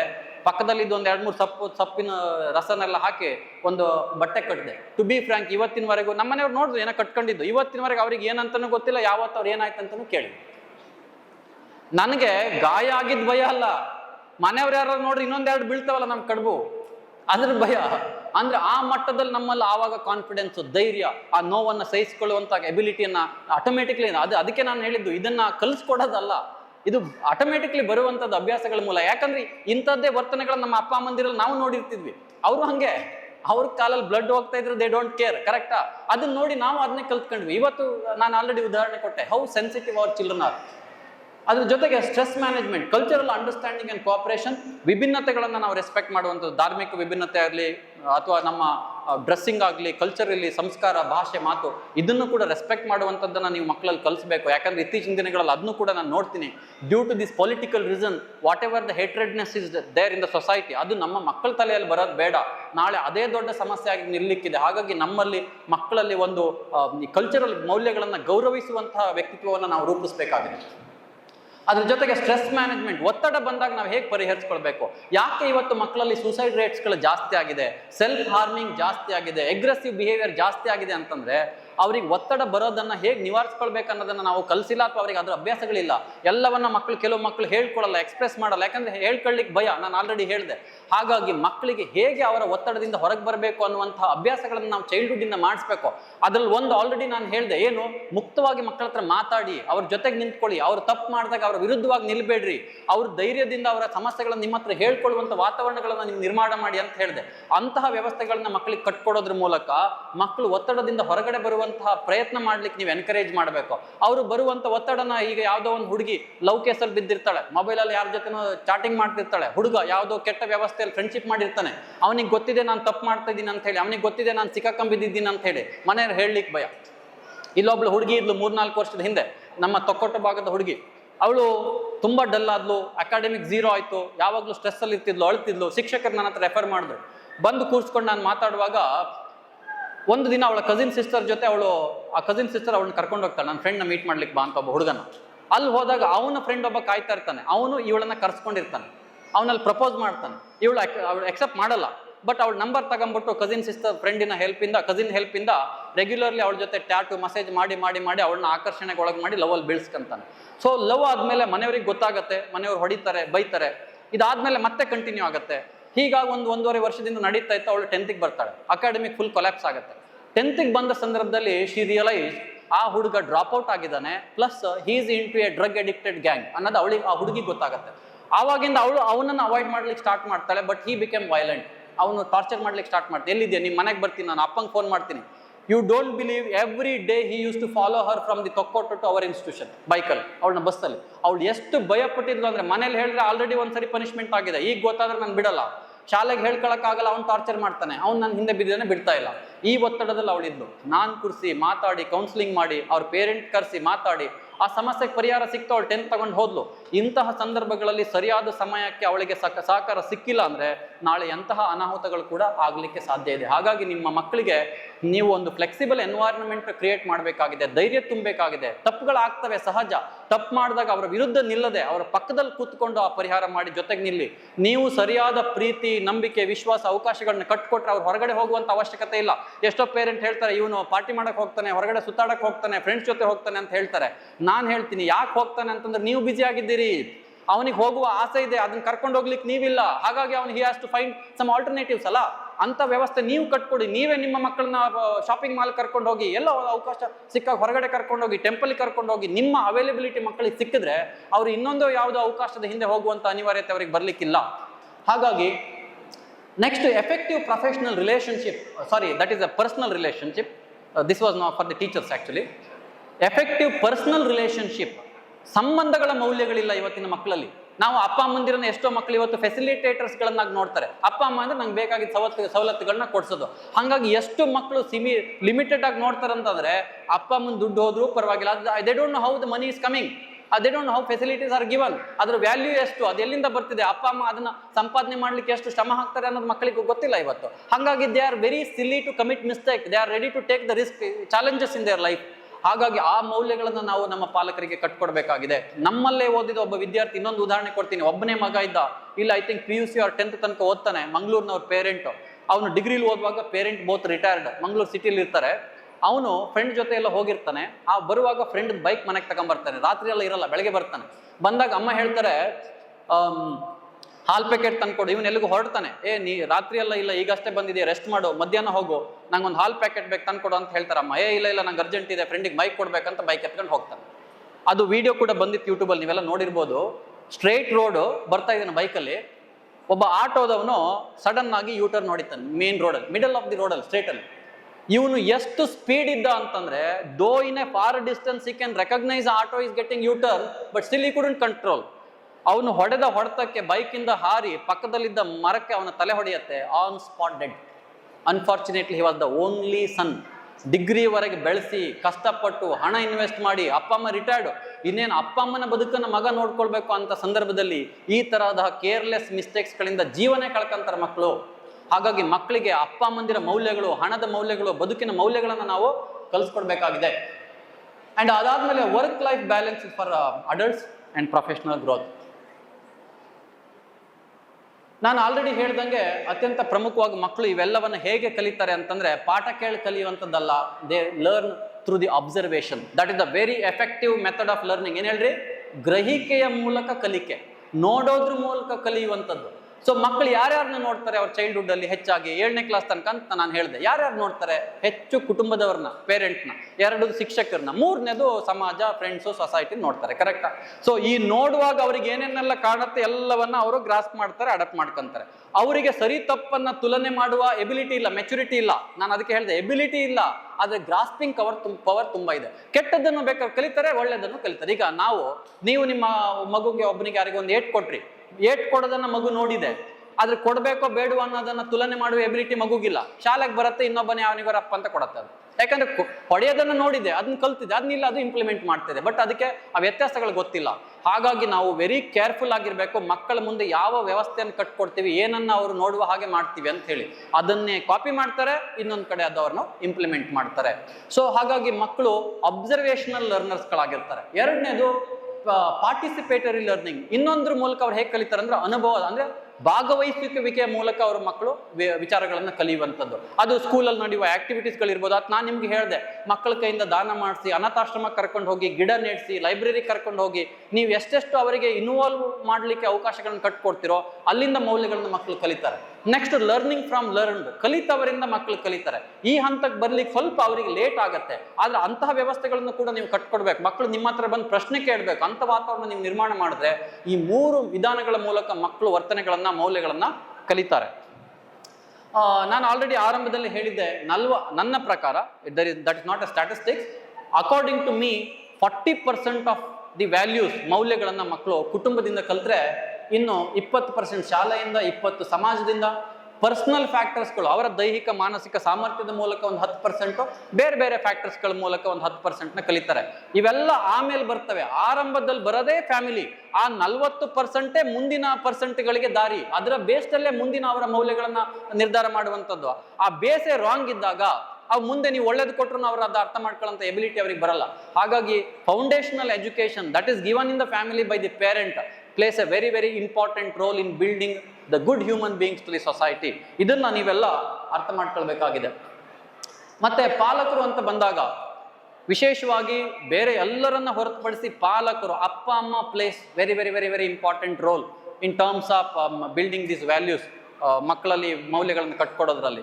ಯಾಕಂದ್ರೆ ಆ ಒಂದು ಅಟ್ಯಾಚ್ಮೆಂಟ್, ಕ್ಲೋಸ್ ರಿಲೇಶನ್ಶಿಪ್ ಇರೋದೇ ಈ ಹಂತದಲ್ಲಿ, 7ನೇ ತರಗತಿಯವರೆಗೆ. ಸೊ ನಿಮ್ಮ ಕ್ಲೋಸ್ ರಿಲೇಷನ್ ಅಲ್ಲಿ ಮಕ್ಕಳು ಇರೋದ್ರಿಂದ ನಿಮ್ಮನ್ನ ಅತ್ಯಂತ ಆಳವಾಗಿ ಅವರು ಅಧ್ಯಯನ ಮಾಡ್ತಾರೆ, ಅಬ್ಸರ್ವ್ ಮಾಡ್ತಾರೆ. ಅಧ್ಯಯನ ಅನ್ನೋದಕ್ಕಿಂತ ಅದನ್ನ ಅಬ್ಸರ್ವ್ ಮಾಡ್ತಾರೆ. ನಿಮ್ಮ ಪ್ರತಿ ದಿನ ಆಡುವ ಮಾತು, ಭಾಷೆ, ನಿಮ್ಮ ವರ್ತನೆಗಳು, ನಿಮ್ಮ ಹಾಕುವ ಬಟ್ಟೆ ಆಯ್ಕೆಗಳು. ಇನ್ನೊಂದು ವೆರಿ ಇಂಪಾರ್ಟೆಂಟ್, ಈಗ ನೀವೆಲ್ಲ ಕಲರ್ ಬಟ್ಟೆ ಹಾಕೊಂಡು ಚೆನ್ನಾಗಿ ಕಾಣಿಸ್ತಾ ಇದ್ದೀರಿ ಅಲ್ಲ. Do you know the psychology says your dressing color tells what you think inside. Your pattern of dress, design ಏನಿದೆ, that tells what you are. Your sitting postures, your hairstyle, everything tells us what you think and what is your inner mind is. ನಿಮಗೆ ಗೊತ್ತಿಲ್ಲ, ನಿಮಗೆ ಗೊತ್ತಿಲ್ಲದೇನೆ ನೀವು ನಿಮ್ಮ inner mind ಅನ್ನ present ಮಾಡ್ತೀರಿ. ಮತ್ತೆ ನಿಮ್ಮ ಮನೆಯಲ್ಲಿರುವಂತ ಪ್ರತಿಯೊಂದು ವಸ್ತುಗಳು ನಿಮ್ಮ ಮನಸ್ಥಿತಿಯ ಮೇಲೆ ಪ್ರಭಾವ ಬೀರ್ತವೆ. ನೀವು ಬೇಕಾದ್ರೆ ಟ್ರೈ ಮಾಡಿ, ನಿಮ್ಮ ಮನೆಗೆ ಹೋಗಿ ಎಲ್ಲ ಭೂತ ಅಂತ ಬರುತ್ತೆ, ಐ ಆಮ್ ವೆರಿ ಸಾರಿ. ನಮ್ಮ ಕಡೆ ಭೂತ ಅಂದ್ರೆ ಇದು ಯಾವುದು ದೆವ್ವಗಳಿಗೆ ಹೇಳ್ತೀವಿ. ಸೊ ಇಲ್ಲಿದ್ದು ಭೂತ ಅಂದ್ರೆ ದೈವಗಳು, ಸಾರಿ ಫಾರ್ ದಟ್. ಅಂಡ್ ಈ ದೆವ್ವಗಳದ್ದು ಫೋಟೋ ಎಲ್ಲ ಹಾಕಿ ನಿಮ್ಮ ಮನೇಲಿ, ತುಂಬಾ ವಿಕಾರವಾಗಿರೋ ಮಾಸ್ಗಳನ್ನೆಲ್ಲ ನಿಮ್ಮ ಮನೇಲಿ ಹಾಕಿ ಇರ್ಲಿಕ್ಕಾಗತ್ತೆ ನಿಮಗೆ? ನಿಮ್ಮ ಮನಸ್ಥಿತಿ ಮೇಲೆ ಎಷ್ಟು ಪ್ರಭಾವ ಬೀರುತ್ತೆ, ಕರೆಕ್ಟಾ? ಅದಕ್ಕೆ ನೀವು ದೇವಸ್ಥಾನಕ್ಕೆ ಹೋದ್ರೆ ನಿಮ್ಮಲ್ಲಿ ಕೆಟ್ಟ ಯೋಚನೆಗಳು ಬರಲ್ಲ. ಯಾರಾದ್ರೂ ದೇವಸ್ಥಾನಕ್ಕೆ ಹೋಗ್ಕೊಂಡು ಮರ್ಡರ್ ಪ್ಲಾನ್ ಮಾಡ್ತಾರಾ, ಟೆರರಿಸಮ್ ಸ್ಕೆಚ್ ಆಗ್ತಾರೆ ಯಾರು? ಹೋಗಲ್ಲ. ಅಲ್ಲಿ ಹೋದ್ರೆ ಬರೋದೇ ನಿಮಗೆ ಪೀಸ್ ಮತ್ತೆ ಪಾಸಿಟಿವ್ ಮೈಂಡ್ ಸೆಟ್, ಕರೆಕ್ಟಾ? ಅದೇ ನೀವು ಯಾವ್ದಾದ್ರು ಒಂದು ಹಾಳು ಬಿದ್ದು ಬಂಗ್ಲೆಗೆ ಹೋಗ್ರಿ, ಮನಸ್ಸು ಚೆನ್ನಾಗಿರುತ್ತಾ? ಒಂಥರ ಅದೇ ಒಂದು ಬ್ಯಾಡ್ ಸ್ಮೆಲ್ ಬರ್ತಿದ್ರೆ ನಿಮ್ಮ ಮನಸ್ಸು ಚೆನ್ನಾಗಿ ನೆಮ್ಮದಿ ಪೀಸ್ಫುಲ್ ಆಗಿರ್ಲಿಕ್ಕಾಗತ್ತಾ? ಇಲ್ಲ, ಕರೆಕ್ಟಾ? ಅದೇ ಒಂದು ಒಳ್ಳೆ ಪರಿಮಳ ಇದ್ರೆ, ನಮ್ಮ ಸೈಕಾಲಜಿಯಲ್ಲಿ ಅರೋಮಾ ಥೆರಪಿ ಅಂತ ಹೇಳಿ ಕರಿತೀವಿ ನಾವು ಅದನ್ನ. ನೀವು ನನ್ನ ಪ್ರಕಾರ, sorry I am talking about religious aspects, certain religious ಆಸ್ಪೆಕ್ಟ್ಸ್ಗಳು. ಈ ದೇವರಿಗೆ ನಾವು ಅಗರಬತ್ತಿ ಹಚ್ತೀವಿ, ದೇವಸ್ಥಾನಗಳಲ್ಲಿ ಗರ್ಭಗುಡಿಯಲ್ಲಿ ಬಳಸಿದ ಕಲ್ಲುಗಳು, ಅಲ್ಲಿ ಬಳಸುವಂಥ ಚರ್ಮವಾದ್ಯಗಳಾಗ್ಲಿ, ಹೂಗಳಾಗ್ಲಿ, ಗಂಧ ಆಗ್ಲಿ, ಇವೆಲ್ಲ ಏನು? This is nothing other an therapeutic environment there. ನೀವು ಅಲ್ಲಿ ಹೋದ ತಕ್ಷಣ ಆಟೋಮೆಟಿಕ್ಲಿ ಎಲ್ಲ ವಾಸನೆ, ಅಲ್ಲಿಯ ವಾತಾವರಣ ನಿಮ್ಮ ದೇಹದ ಮೇಲೆ ಪ್ರಭಾವ ಬೀರಿ ನಿಮ್ಮ ಮನಸ್ಸು ಒಂದು ನಿರಾಳ ಆಗುವಂತ ಒಂದು ವ್ಯವಸ್ಥೆಯನ್ನು ಅದು ಕ್ರಿಯೇಟ್ ಮಾಡುತ್ತೆ. ನಮ್ಮ ಡಾಕ್ಟರ್ಸ್ಗಳಿದ್ರೆ ಬಹಳ ಜನ ನಿಮ್ಗೆ ಗೊತ್ತಿರುತ್ತೆ, ಡೋಪಮೈನ್ ಅನ್ನುವ ಒಂದು ಹಾರ್ಮೋನ್ ಬ್ರೈನ್ ಅಲ್ಲಿ, ರೈಟ್ ನಾ when it is stimulated, when you are exposed yourself to certain good situations ಅಲ್ಲ, ಒಂದು ಆಟ ಆಡಿದಾಗ ಮತ್ತೊಂದು ಒಳ್ಳೆ. ಅದೇ ಅರೋಮಾ ಥೆರಪಿ ಅಂತಂದ್ರೆ ಒಳ್ಳೆ ವಾಸನೆಯನ್ನ ಗ್ರಹಿಕೆ ಮಾಡೋದ್ರ ಮೂಲಕ ಈ enhancing the production of the dopamine in brain, that makes you peaceful and happy, positive, ಕರೆಕ್ಟಾ?